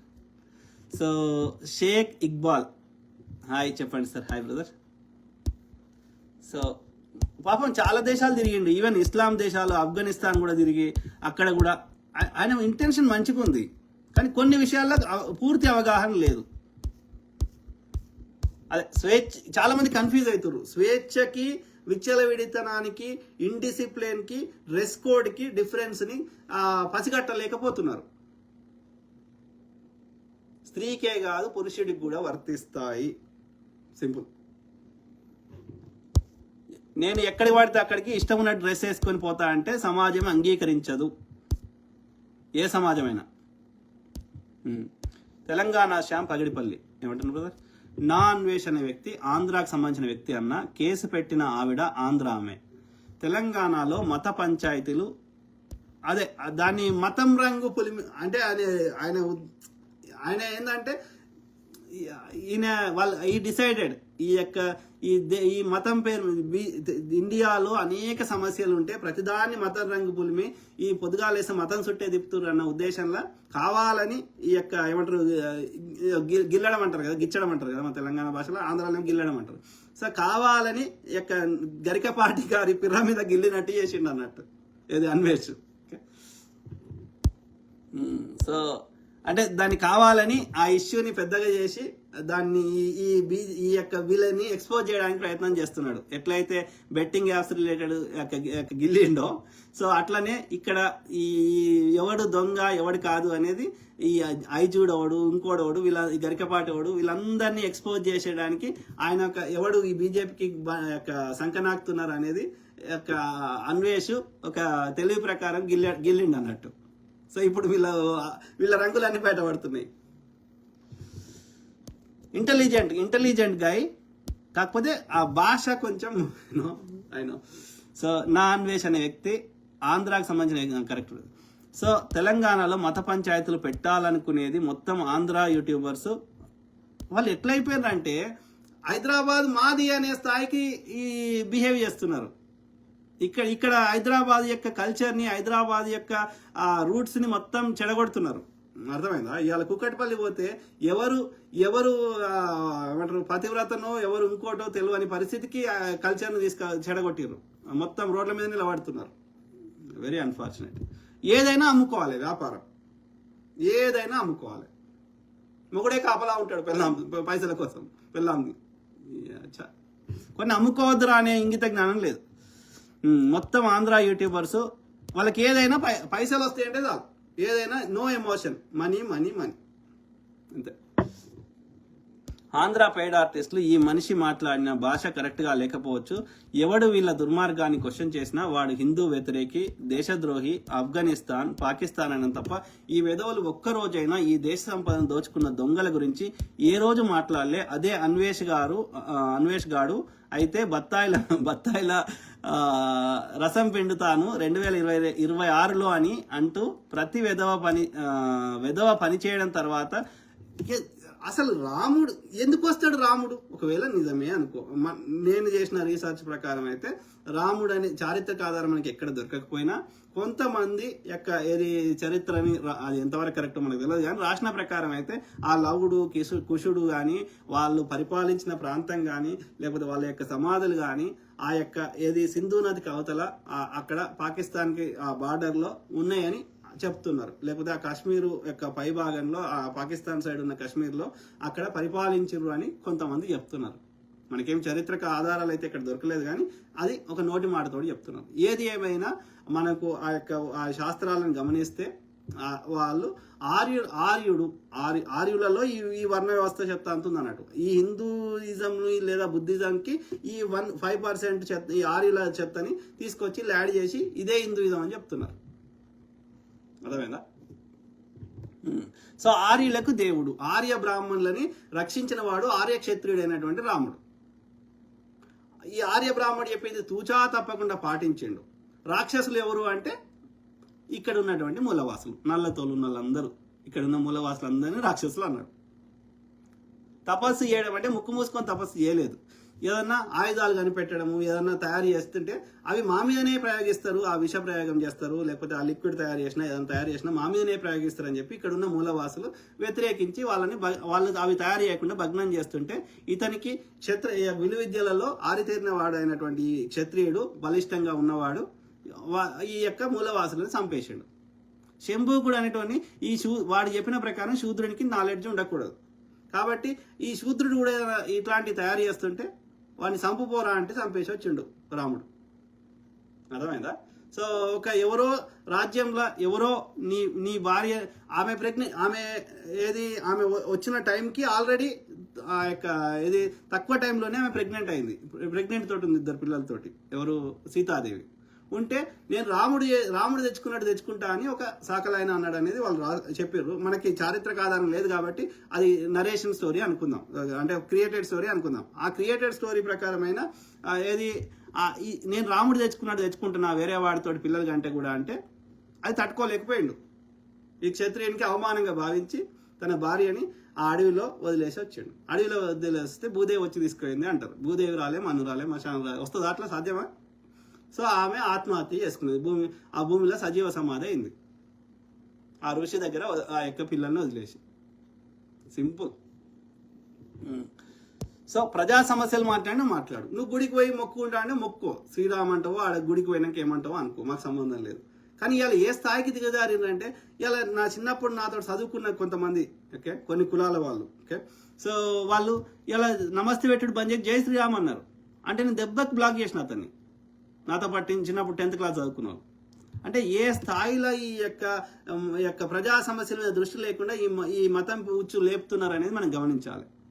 ముఖ్యంగా ఈ జంజం వేసుకునే కులాలని బాగా చెడగొడుతున్నారు. వాళ్ళు అనుకుంటారు ఈయన వడ్ల, కమ్మరి, హౌస్లా అంటే కంసాలి, goldsmith, blacksmith, carpenter, ఈ ముగ్గురిని విశ్వబ్రాహ్మణులు అంటాడు. ఎట్లా వాళ్ళు బ్రాహ్మణులు అయినరు? ఈ విశ్వబ్రాహ్మణులు ఈ అసలు బ్రాహ్మణులు అయినటువంటి ఈ బ్రాహ్మణులు చేసినట్టు పూజన చేయిస్తాడా విశ్వబ్రాహ్మణులని? వాళ్ళేమో మొద్దు పని చేయాలి, వేడికి అన్నిటికీ తట్టుకొని ఉండాలి. ఈయననేమో కూర్చొని ముచ్చడి చెప్తాడు. వాడు ఎట్లా బ్రాహ్మణుడు అయినరా? కమ్మరైన ఎట్లా బ్రాహ్మణుడు అయిండు? ఏంటంటే నువ్వు ఎక్సెప్షన్ ఏందిరా అంటే నీకు ఒక జంజం వేసుకునే అవకాశం ఇచ్చిండు కాబట్టి నువ్వు బ్రాహ్మణుడు అంట. ఇప్పుడు మేము పద్మశాలి మాది. సో పద్మశాలిని అలా ఏమంటున్నారు? నువ్వు భృగు మహర్షి ముక్కులకెళ్ళి వచ్చినావు, నువ్వు ఈ సంతతి, నువ్వు పద్మ బ్రాహ్మణుడు అంటున్నారు. నేను ఎప్పుడు బ్రాహ్మణుడు అయితే బక్కజిక్కి సిరిసిల్లకు పోతే, సిరిశాలకు పోతే బక్కజిక్కిన శాలోడు ఎంతమంది చచ్చిర్రు? తాగుడు తిరుడు ఫుల్ ఉంటుంది శాలలో. వాడు ఎప్పుడు బ్రాహ్మణుడు అయ్యేవాడు? ఈ గుళ్ళెకు ఈ బాబునాని కాలు మొక్కే శాలోడు వాడు పద్మ బ్రాహ్మణుడు ఎప్పుడాయే? అంటే ఇట్లా మనని విడగొట్టి వాళ్ళకి చెత్త నింపుతా ఉన్నారు అన్నట్టు. ఇవాళ వేరే ఆలోచించాడుగా. ఇప్పుడు శాలలో చాలా మంది ఎడినా కొడుకులు బీజేపీకి డైరెక్ట్ ఇండైరెక్ట్ సపోర్ట్ చేస్తున్నారు చాలా మంది ఉన్నారు, ఎడిపాడుకో. ఎందుకంటే వీడు పద్మబ్రాహ్మణుడు అన్నాడు కాబట్టి మతం పిచ్చిలు చెప్తున్నారు. ఇక వీనికి ప్రజా సమస్య పట్టనే పట్టదు. ఇప్పుడు మా బావాలు మాకు తెలిసిన వాళ్ళే ఉన్నారు. వాడికి కాంగ్రెస్ ప్రభుత్వం టీచర్ ఉద్యోగం ఇస్తే నెలకు ₹1,00,000 సంపాదించుకుంటాం మొగుడు పిల్లలు. జై మోడీ అంటే జై శ్రీరామ్ అంటే నీ ఎవరికి చెప్పాలి సమాధానం? నువ్వు ఆ టీచర్ ఉద్యోగం బంద్ చేసుకొని నీ మోడీ ద్వారా తెప్పించుకొని టీచర్ ఉద్యోగం, అప్పుడు నువ్వు జై శ్రీరామ్ అను. దొంగలు అంటే అట్లా మన ఈ మతం అనేది ఒక మత్తు లాంటిది. ఈ డ్రగ్స్ ఎట్లనో, ఆల్కహాల్ ఎట్లనో ఈ మతం కూడా ఒక డ్రగ్ లాంటిది అన్నట్టు. ఎంత తెలివికల్లోని కూడా ఆలోచింపజేయని అది. ఒక ఇస్రో సైంటిస్ట్ ఇలా తన రాకెట్ అంత సైన్స్ చదివిన వ్యక్తి ఇలా వెంకటేశ్వర స్వామి దగ్గరికి పోయి పూజ చేస్తే నేను ఎవరికి చెప్పాలి సమాధానం? ఆ వెంకటేశ్వర స్వామి కంట్రోల్ చేస్తాడు నీ ఇస్రో ఎట్లా పోవాలని. మరి అదే వెంకటేశ్వర స్వామి మొక్కితేనే నాశ అయిపోతున్నాయి. అంటే ఏ లెవెల్లో మనని ఈ చెత్త నింపుతున్నారు అనేది మనం గమనించాలి. Okay, simple. అంటే ఈ మతం అనేది ఇప్పుడు తాగినోనికి వాడు నార్మల్గా ఆలోచించలేడు కదా, డ్రగ్స్ తీసుకుని నార్మల్ ఆలోచించలేడు కదా. ఈ మతం ఏ మతమైనా, నేను ఒక్క ఈ సనాతన చెత్త చెప్తలేను. ఈవెన్ పాస్టర్లు అయినా సరే, దొంగ పాస్టర్లు ఎంతమంది లేరు? 100 మంది ఆయన కూడా కొత్త చర్చ చేస్తున్నాడు. ఎందుకోసం? 10వ భాగం కావాలి వానికి. ఆ 10వ భాగం ఏం చేస్తాడని మళ్ళీ లెక్క అడగద్దు. అడిగితే నేను మళ్ళీ క్రిస్టియన్ ద్రోహిని అవుతా. సో చెత్త అన్నిట్లలో ఉంది. నేను ఈ చెత్తని అంటలేను. ఈ చెత్తని ఓన్లీ చెప్పే ముచ్చట మారింది అంతే. వాడు బైబిల్ చెప్తున్నాడు, వీడు ఇంకోటి చెప్తున్నాడు, చెత్త చెప్తున్నాడు అంతే. కానీ మిగిలిందంతా సేమ్ డిట్టో. వాడు దోసుకుండే, వీడు దోసుకుండే. అర్థమైందా? సో వాడు ఇప్పుడు నేను అట్లా అన్నా అనుకున్నాను, క్రిస్టియన్ తో అంటాడు వాడు. ఇవి నాకు వీడు హిందూ ద్రోహి అంటాడు. దొంగలు. సో దేవుడిని రాజకీయాల్లోకి లాగి దేశ సంపదను కరెక్ట్ బ్రదర్ ఏ ఎమోషన్స్ వర్క్ అవుతాయి అనేది వాళ్ళు గమనించారు. ఆ ఎమోషన్స్ మనకు అనుకూలంగా మలుచుకుందాం, ప్రజల దృష్టిని వాడి దోపిడి నుంచి మరలుద్దాం, వీడి కొట్టుకునేటట్టు చేద్దాం, లేకపోతే వీళ్ళకి బిజీ పెడదాం మైండ్ని. ఇవన్నీ కాదు అంటే బాంబులు పెడదాం, ఇవన్నీ కావు అంటే ఇంటర్నెట్ ఫ్రీకి ఇద్దాం. ఇంకా వెరైటీ ఫ్రీకి ఇయ్యాడు వాడు, ఇంటర్నెట్ ఫ్రీకి ఇస్తాడు. ఎందుకని రీల్ చేసుకో, ఇక మీరు ఆ వీడియోలు చూసుకుంటా నువ్వు బిజీ ఉండు, నిన్న ఒక మత్తులు వస్తాడు. అప్పుడు నువ్వు అడగవు కదా, నాకు నీ దృష్టి అటు పోనీయాడు కాబట్టి నాకు ఇది రాలే అది రాలే, నాకు రోడ్డు మంచిగా లేదు, ఇవన్నీ అడగవుగా, నీకు రీల్ ఉంటే అయిపోయా. దొంగలు. సో లాగి దేశ సంపదను దోచుకుంటున్నారు. కరెక్ట్ బ్రదర్, మన ఎవరు శ్యామ్ బ్రదర్. సో అందుకే మనం మాట్లాడుతూనే ఉన్నాం కదా. సో కిషోర్ బాబు టీ గరికపాటిగాడు పచ్చి దొంగ నా కొడుకు. అదే వీళ్ళకి గరికపాటికి మందకృష్ణకి అవార్డులు ఇస్తున్నారు, అవార్డులు ఇస్తే కామ్ అవుతున్నారు. అట్లా పెద్ద వాళ్ళని కూడా కామ్ చేసిర్రు. ఇదే జూహీ చావ్లా ఒక ట్వీట్ చేసింది అప్పుడు కాంగ్రెస్ హయాంలో, నా అండర్వేర్ లెక్క అది ఏమంటారు, నా అండర్వేర్ లెక్క నా పి వస్తున్నట్టుగా అట్లా నా రూపాయి విలువ పడిపోతుంది అని అవహేళన చేసింది డాక్టర్ మన్మోహన్ సింగ్ గారిని. 8% సంవత్సరానికి యొక్క జీడిపి ఇంక్రీజ్ అయితే, దేశ సంపద ఇంక్రీజ్ అయితే, ఇప్పుడు 3% కూడా అయితలేదు. ఇప్పుడు ఎవ్వడు మాట్లాడతలేడే. ఏ సచిన్ టెండూల్కర్ మాట్లాడు, ఏ జూహీ చావ్లా మాట్లాడదు, ఏ శిల్పా శెట్టి మాట్లాడదు, ఎవ్వరు మాట్లాడరు. ఎందుకని? ఇప్పుడు అంతకంటే ఘోరంగా అవుతున్నా, 100 times ఘోరంగా అవుతున్నా. అంటే డైరెక్ట్గా ఇండైరెక్ట్గా వీళ్ళందరూ మనువాదులే అనేది మనం గమనించాలి. సింపుల్. పీరా Naa Anveshana he's honest person. Correct brother. నిజాయితీ ఉంది, తెలివితేటలు ఉన్నాయి, వాక్చాతుర్యం ఉంది, ప్రపంచం మీద చాలా నాలెడ్జ్ ఉంది. ఆ చట్టాల నుంచి ఎట్లా తప్పించుకోవచ్చు, లేకపోతే వ్యవస్థని తనకు అనుకూలంగా ఎట్లా మార్చుకోవచ్చు, చాలా చాలా టాలెంటెడ్ ఉంది. కానీ ఒకే ఒక్క విషయంలో ఇక సెక్స్ లైఫ్ని అంటే పర్వర్ట్ లెక్క ఆయన పోర్ట్రే చేసుకుంటున్నాడు. స్త్రీ లేకపోతే నేను బతకలేను అన్నట్టుగా ఆయన ఒక ఇంప్రెషన్ క్రియేట్ చేస్తున్నాడు. నేను చేసుకోవద్దంటలేను, అదేం తప్పు కాదు. కానీ బీ ఇన్ ప్రైవేట్లో ఉండు. అది పబ్లిక్కి ఎక్స్పోజ్ పబ్లిక్కి ప్రతిరోజు నువ్వు ఎవరితోటి సెక్స్ చేస్తున్నావో చూపెట్టుకోవాల్సిన అవసరం సమాజానికి లేదు. సింపుల్. ఓకే, అదొకటి. పర్వర్ట్గా తన ఇమేజ్ని పోర్ట్రే చేసుకోవడం అది కరెక్ట్ కాదని చెప్తున్నా. రెండోది భాష. అదే ముచ్చటని నువ్వు చెప్పే విధానం బూతులు లేకుండా చెప్పు, అంతే. సింపుల్. సో అప్పుడు నీ ఏమంటారు, నీ కష్టానికి నీ టాలెంట్ని దాన్ని ఏమంటారు, దానికి మంచి ఫలితాలు మెజారిటీ సమాజంకి, ఇంకా 90% ఉన్న జనాభాకి, లేకపోతే బీసీ ఎస్సీ ఎస్టీలకి, శూద్రులకి, మెజారిటీ జనాభాకి దానివల్ల పెద్ద ప్రయోజనం అవుతుంది. నీకున్న టాలెంట్ను సద్వినియోగం చేయమంటున్నా. ఒక చిన్న అవలక్షణం ద్వారా దాని మొత్తం డిస్కషన్ అంతా, నీ టాలెంట్ అంతా బూడిదలో వచ్చిన పన్నీర్ లాగా అయిపోతుంది. సో అది కొంచెం చిన్న మార్పులు చేసుకో, అది లాభం అవుతుంది అని చెప్తున్నా నీకున్న టాలెంట్కి. ఎవరికి? అన్వేష్కి. లాస్ట్లో ఒకటి రెండు ఉంటే చదువుతా. రాజమౌళి మిట్టపల్లి ఏమంటారు బ్రదర్? దొంగలే. Correct brother. లింగం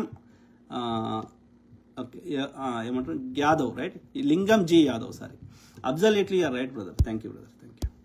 ఎవరు? Narsimlu Eerlapalli, you're right sir, thank you brother. Suresh Dammakanda, hi అన్న. Hi brother.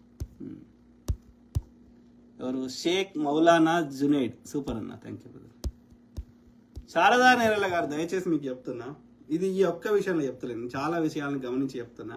మీరు ఉమెన్ కమిషన్ చైర్మన్ ఏం ఆలోచించి ఇచ్చిండ్రో, ఎవరు ఇచ్చిండ్రో నాకు తెలిసి రేవంత్ రెడ్డి గారు ఇవ్వలేదని అనుకుంటున్నా. మోస్ట్లీ ఢిల్లీ నుంచి వచ్చిందని అనుకుంటున్నా. ఉత్తమ్ గారు ఇంకోరో ఆ కాంటాక్ట్స్ ద్వారా వచ్చిందని అనుకుంటున్నా, లేకపోతే మదియాష్కి రికమెండ్ చేస్తే వచ్చింది కావచ్చు. ఏది ఏమైనా నేను ఒకటే చెప్తున్నా, యు ఆర్ ఎడ్యుకేటెడ్, మీకు మరాఠీ, తెలుగు, ఇంగ్లీషు, హిందీ అన్ని భాషల మీద పట్టు ఉంది. ఇంతో అంత సమాజాన్ని చూసినారు, ఎదిగిన కూతుర్లు ఉన్నారు. సో కాబట్టి మీరు ఏదన్నా మాట్లాడే ముందు మీరు ఎనఫ్ రీసెర్చ్ చేసి మాట్లాడండి, లేకపోతే అడ్వైజర్ను పెట్టుకోండి. పోలీసులా చేసే పని మీరు చేయకండి. ఉమెన్ కమిషన్ లిమిటేషన్స్ ఏంది, దాని పరిమితులు ఏంది, దాని విధులు ఏందో పూర్తిగా తెలుసుకోండి ఫస్ట్. అర్థమైందా? ప్రతి దాంట్లో గుడ్డిగా ఇన్వాల్వ్ కాకండి. తప్పు చేస్తే మహిళనైనా శిక్షించాలంతే. అదే మహిళా కమిషన్ అంటారు. మహిళ ఏం చేసినా గుడ్డిగా సపోర్ట్ చేస్తా అంటే కలవదు. మంచి మహిళలు ఉంటారు, చెడ్డ మహిళలు ఉంటారు, అబ్యూజర్స్ ఉంటారు మహిళల్లో కూడా, అక్రాస్ ద వరల్డ్. కాబట్టి మహిళ కాబట్టి గుడ్డిగా సపోర్ట్ చేయడం నో.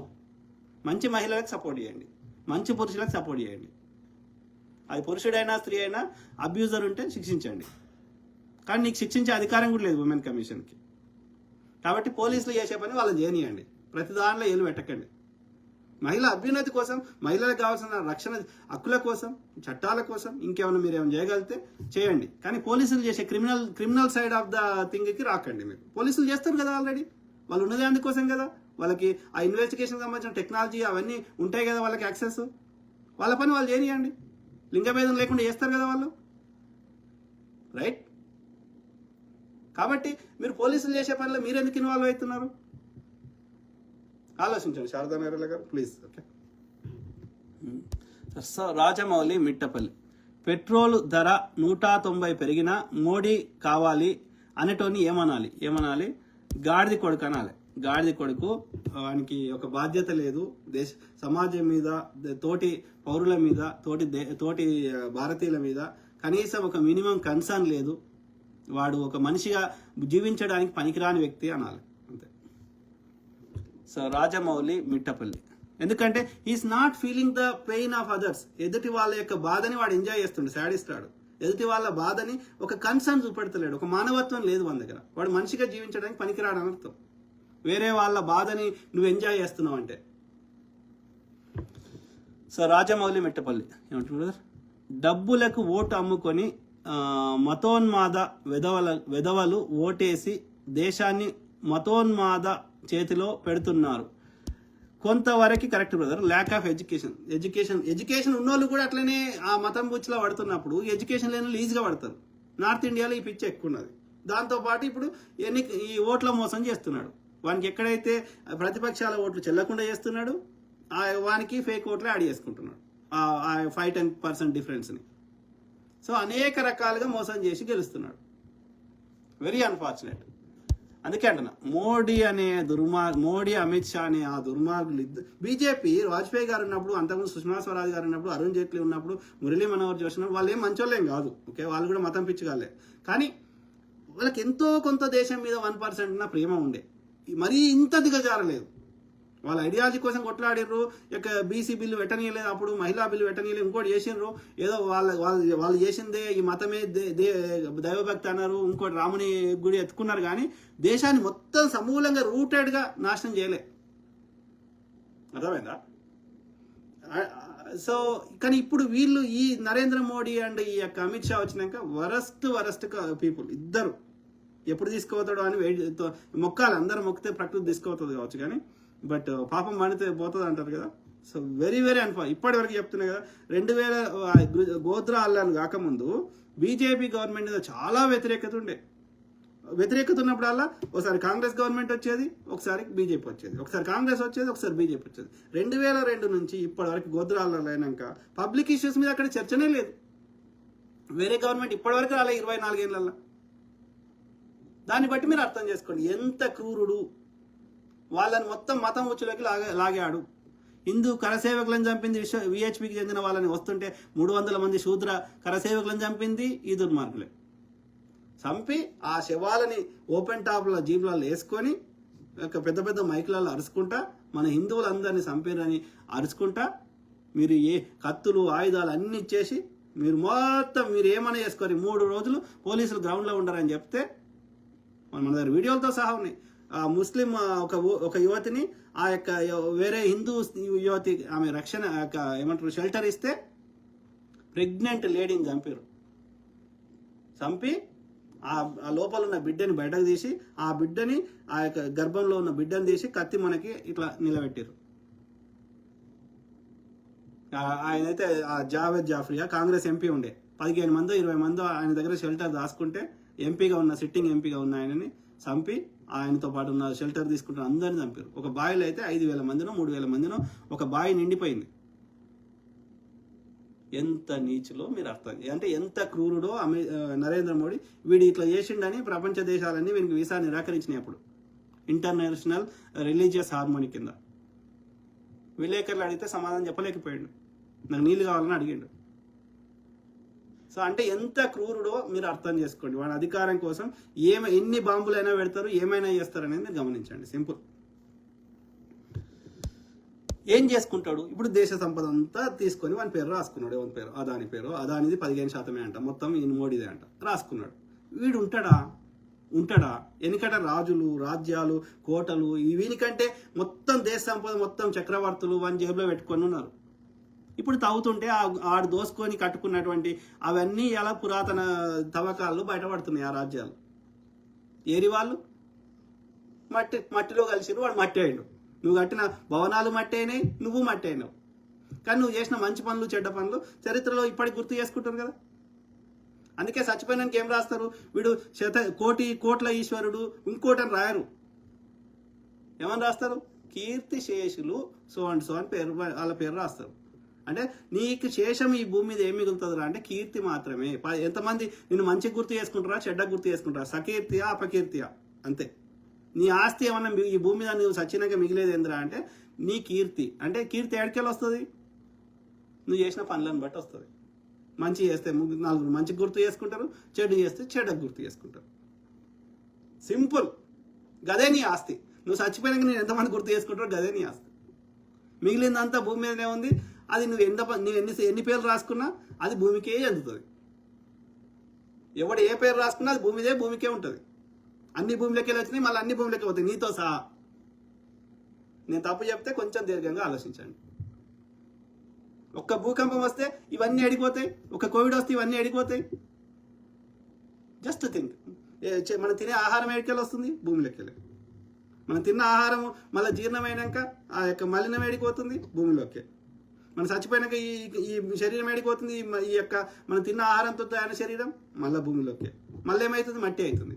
అంటే అన్ని మట్టిలోకి వెళ్ళి వస్తున్నాయి, అన్ని మట్టిలోకి వెళ్ళి పోతున్నాయి. కట్టె కానీ, విత్తనాలు కానీ, మన శరీరం కానీ, ఏదైనా సరే మట్టికి ఉన్న గొప్పతనం అంత గొప్పది. నీకు బంగారం కావాలన్నా మట్టి కావాలంటే నాకు మట్టి కావాలని అడుగుతా. ఎందుకంటే నాకు టమాటాలు పండించుకొని తిని బతుకుతా. బంగారం ఏం చేసుకుంటా? బంగారంలో గింజ పెడితే మొలుతుందా? ఆలోచించమని ప్రాధాన్యపడుతున్నా. Simple. Sir Nagesh Bollempalli, you're right sir, thank you brother, thank you. అది అర్థం చేసుకోవాలి. ప్రకృతిని అర్థం చేసుకునే సామర్థ్యం లేకుండా ప్రకృతి రిసోర్స్ అన్నీ నీ పేరు రాసుకుంటే ఏమవుతుంది? ప్రకృతి అందరి కోసం క్రియేట్ చేసిన రిసోర్సెస్ని నీ ఒక్కనికే పేరు రాసుకొని వాళ్ళందరిని ఇబ్బంది పెడితే, ప్రకృతి విరుద్ధంగా నువ్వు ప్రవర్తిస్తే ప్రకృతి నిన్ను శిక్షిస్తుంది. టైం అంతే, టైం. నగేష్ బొల్లెంపల్లి, పరిపాలన మతంతో మతం అనేది కేవలం వాళ్ళ యొక్క దోపిడీ నుంచి ప్రజల దృష్టిని మరల్చడానికి మాత్రమే వాడుతున్న ఒక కుట్ర, అంతే, అంత మించి లేదు. సో పాలిస్తున్నారు మోడీ, అది దేశానికే ప్రమాదం, చాలా ప్రమాదం బ్రదర్. ఎంత తొందరగా ప్రకృతి ఈ దుర్మార్గులు అమిత్ షాని, మోడీని ఎంత తొందర తీసుకోవాలని మనం అందరం ప్రార్థన చేద్దాం. వింటది ప్రకృతి, వింటది. నిద్రలోనే పొద్దుగాల 4 గంటలకి హార్ట్ అటాక్ వచ్చి భారతదేశ ప్రధాని యొక్క స్వర్గస్థులు అయ్యారు అని న్యూస్ దగ్గరనే రావచ్చు. మనం అందరం ప్రార్థన చేస్తే వింటది ప్రకృతి. ఉసురు తలింది అంటారు కదా మనలో. ఎందుకంటే ఆ ప్రకృతిలో ఉన్న కాన్షియస్నెస్ అనేది చైతన్యం, ఆ క్వాంటమ్ ఇది మన లోపల కూడా ఉన్నది. అదే ఈ శరీరాన్ని నడిపిస్తుంది, గుండెను కొట్టిస్తుంది, ఆకలి సృష్టిస్తుంది. ఆ యొక్క చైతన్యమే. ఆ చైతన్యము ఈ శరీరాన్ని పనికిరానప్పుడు ఆ చైతన్యము ఈ యూనివర్సల్ చైతన్యంలోకి వెళ్ళిపోయినప్పుడు ఈ శరీరం ఉట్టి కట్టెనే అది కుళ్ళిపోతుంది. అర్థమైందా? సో ఇప్పుడు చెయ్యి కట్ చేస్తే మనం అయినా బతుకుంటున్నాం. అంటే చెయ్యి పోయినా కానీ అది వైటల్ ఆర్గాన్ కాదు కాబట్టి ఆ చైతన్యం పోతలేదు శరీరాన్ని వదిలేసి. సో వైటల్ ఆర్గాన్స్ పోయినప్పుడు గుండెనో ఇంకోటో బ్రెయిన్ ఇంకోటి పోయినప్పుడు అది ఈ శరీరాన్ని తను వాడుకోలేదు. తను ఈ చైతన్యం చేయాల్సిన పనులు ఈ శరీరం పనికిరాదు ఆ చైతన్యం పని చేయడానికి, ఏమైనా చేయడానికి. కాబట్టి ఈ శరీరాన్ని వదిలేస్తుంది, ఇంకో శరీరాన్ని వెతుక్కుంటుంది. సింపుల్. కాబట్టి మనందరం ప్రకృతిని, ఆ సూపర్ కాన్షియస్నెస్ని లేదా యూనివర్సల్ కాన్షియస్నెస్ని ప్రార్థిస్తే తప్పకుండా చర్యలు తీసుకుంటుంది ప్రకృతి. నువ్వు నేను చెప్తే వినదు. మన కోర్టులో ఇన్ఫ్లుయెన్స్ చేస్తాం కానీ ప్రకృతి వ్యవస్థను ఎవడు ఇన్ఫ్లుయెన్స్ చేయలేడు. ఒక ఏనుగుకి ఒక గడ్డి తిని బతకమని ఎట్లా చెప్తుంది, తాబేలుకి ఎట్లా చెప్తుంది, ఒక సింహానికి వేరే జీవిని చంపుకొని తినమని ఎట్లా చెప్తుంది ప్రకృతి. నువ్వు చంపకపోతే బతకలేనని నీకెందుకు చెప్తుంది, నువ్వు గడ్డి తిని బతకని ఎందుకు చెప్తుంది కదా. సో అంటే ప్రకృతి చాలా గొప్పది. మనం చేస్తున్నామని మనం అనుకుంటున్నాం. నీ గుండె నువ్వు చెప్తే కొట్టుకుంటలేదు. ఆడ ఒక మాంసం పెడితే అలా పురుగులు వచ్చి అది మట్టిగా డికంపోజ్ చేసి అది మళ్ళీ మట్టి లెక్క తయారు చేయడానికి నువ్వు చేస్తలేవు. సూర్యుడు నువ్వు రమ్మంటే వస్తలేడు, పొమ్మంటే పోతలేడు. భూమి తన చుట్టూ తాను తిరగాలి, సూర్యుని చుట్టూ తిరగాలి. ఈ వస్తువుల మధ్యలో ఒక గురుత్వాకర్షణ శక్తి ఉంటుంది. ఇవన్నీ ఒక సిస్టమేటిక్గా నడిపిస్తుంది నువ్వు కాదు, నేను కాదు, ఇంక్లూడింగ్ మనతో సహా. కానీ మనం ఏమనుకుంటామంటే అన్ని మనమే చేస్తున్నామని ఒక భ్రమలో బతికేస్తున్నాం. మనం ఏమీ చేస్తలేం. అన్ని జీవుల్లాగా మనం కూడా ఒక జీవులం. అందరం ప్రకృతిలో భాగంగానే ఉన్నాం. మనం అనుకుంటున్నాం మనం చేస్తున్నామని, కానీ వాస్తవానికి ప్రకృతే చేస్తుంది. ప్రకృతి ఎప్పుడు నిన్ను ఆపాలని గుండెని ఎప్పుడు ఏం చేయాలో ప్రకృతి చేయగలుగుతుంది, చేస్తుంది. ఓకే, సో కాబట్టి నేను ప్రతి అంశం మీద అవగాహన చేస్తా, అట్లనే మీ తరఫున వాయిస్ ఇస్తా. ఓకే, విషయ పరిజ్ఞానం వస్తే ఇప్పుడు నాలాగా ప్రతి విషయం మీద మీరు కూడా అవుట్ ఆఫ్ ద బాక్స్ ఆలోచిస్తే, ఎందుకంటే నేను చెప్పింది కూడా గుడ్డిగా నమ్మకండి, మీరు కూడా సొంతంగా ఆలోచించండి. ఎందుకంటే ప్రతి మనిషి లోపల అదే చైతన్యం ఉంది కాబట్టి. సో ప్రతి ఒక్కరు ఆలోచింపజేస్తే వాళ్ళ లోపల ఉన్నటువంటి ఆ చైతన్యాన్ని కొంచెం పురికొల్పితే, సో ఇప్పుడు ప్రతి ఒక్కరికి విషయ పరిజ్ఞానం వస్తే ప్రతి ఒక్కరు వాళ్ళ సమస్యల గురించి పోరాటం చేస్తారు కదా. సో కాబట్టి విషయ పరిజ్ఞానం చేయడము అనేది ఒకటి. నెక్స్ట్ ఉన్న ఈ జనరేషన్లో మనం విషయ పరిజ్ఞానంతో అందరం చైతన్యంగా బతికి ప్రశ్నించుకొని మన ట్యాక్స్ డబ్బులు సద్వినియోగం చేసుకొని అందరూ బతకడం అనేది ఒక పర్స్పెక్టివ్. నెక్స్ట్ జనరేషన్కి దానికి ఏకైక మార్గం చదివించాలి. ఇప్పటికీ ఈ బహిరంగ సభలకు వచ్చేటోళ్ళు మెజారిటీ, ఆ రోజు కూలీ ఇస్తే వచ్చేటోళ్ళు అందరూ చదువుకోనోళ్ళే. మీరు గమనించండి, ఆ చదువుకోనోళ్ళే చిల్లర కోసం ఓట్లు వేస్తున్నారు. చిల్లరిస్తే అట్లాంటప్పుడు చిల్లరైన మాత్రమే వస్తుంది, అంతకంటే పెద్దవి రావాలంటే రావు. కాబట్టి మన ఆర్థిక వ్యవస్థ మారాలన్నా, విషయ పరిజ్ఞానం రావాలన్నా చదువు అన్నిటికీ మూలాధారం. కాబట్టి 15 లేదా 16 అంటే గ్రాడ్యుయేట్ కంపల్సరీగా 10-12 చదివితే అది చదవనట్టే లెక్క. ఓకే, ఎందుకంటే ఆ గ్రాడ్యుయేషన్ 4 ఏళ్ళ చదువులో 3 ఏళ్ళు ఇంటర్మీడియట్ అయిపోయినాక చదువుతారు చూడు, 3 ఏళ్ళు 4 ఏళ్ళు గా చదువుల్ని అసలు ముచ్చట ఉంటుంది. కాబట్టి కంపల్సరీ గ్రాడ్యుయేట్ కావాలి. ఆ తర్వాత నువ్వు గ్రాడ్యుయేట్ అయినాక వ్యవసాయం చేసుకుంటావా, మగ్గం నేసుకుంటావా, ఇంకా లేబర్ పని చేసుకుంటావా, ఏమన్నా చేసుకో, నీకున్న టాలెంట్కి, నీకున్న శక్తికి. అప్పుడు ఏమైతుంది, గ్రాడ్యుయేట్ అయినాక నువ్వు ఏ పని చేసినా డిఫరెంట్గా చేస్తావు, డిఫరెంట్గా ఆలోచిస్తావు. నాలాంటి ఎవడన్నా ముచ్చడి చెప్తే అర్థమవుతుంది, ఎవడన్నా మోసం చేస్తే తొందరగా పసిగట్టగలుగుతావు. కాబట్టి చదువు అనేది అన్నింటికి మూలాధారం. కాబట్టి మనం దేశానికి సేవ చేయాలంటే ఏదో మనకు అంత చేసే శక్తి ఎవరికి ఉండదు. కానీ మన పిల్లల్ని చదివించుకుంటే, మన తెలిసిన వాళ్ళని చదువుకోమంటే, ఆ గవర్నమెంట్ బడికి అయినా సరే, ఇక అంతకంటే పెద్ద దేశ సేవ ఏమి ఉండదు. అర్థమైందా?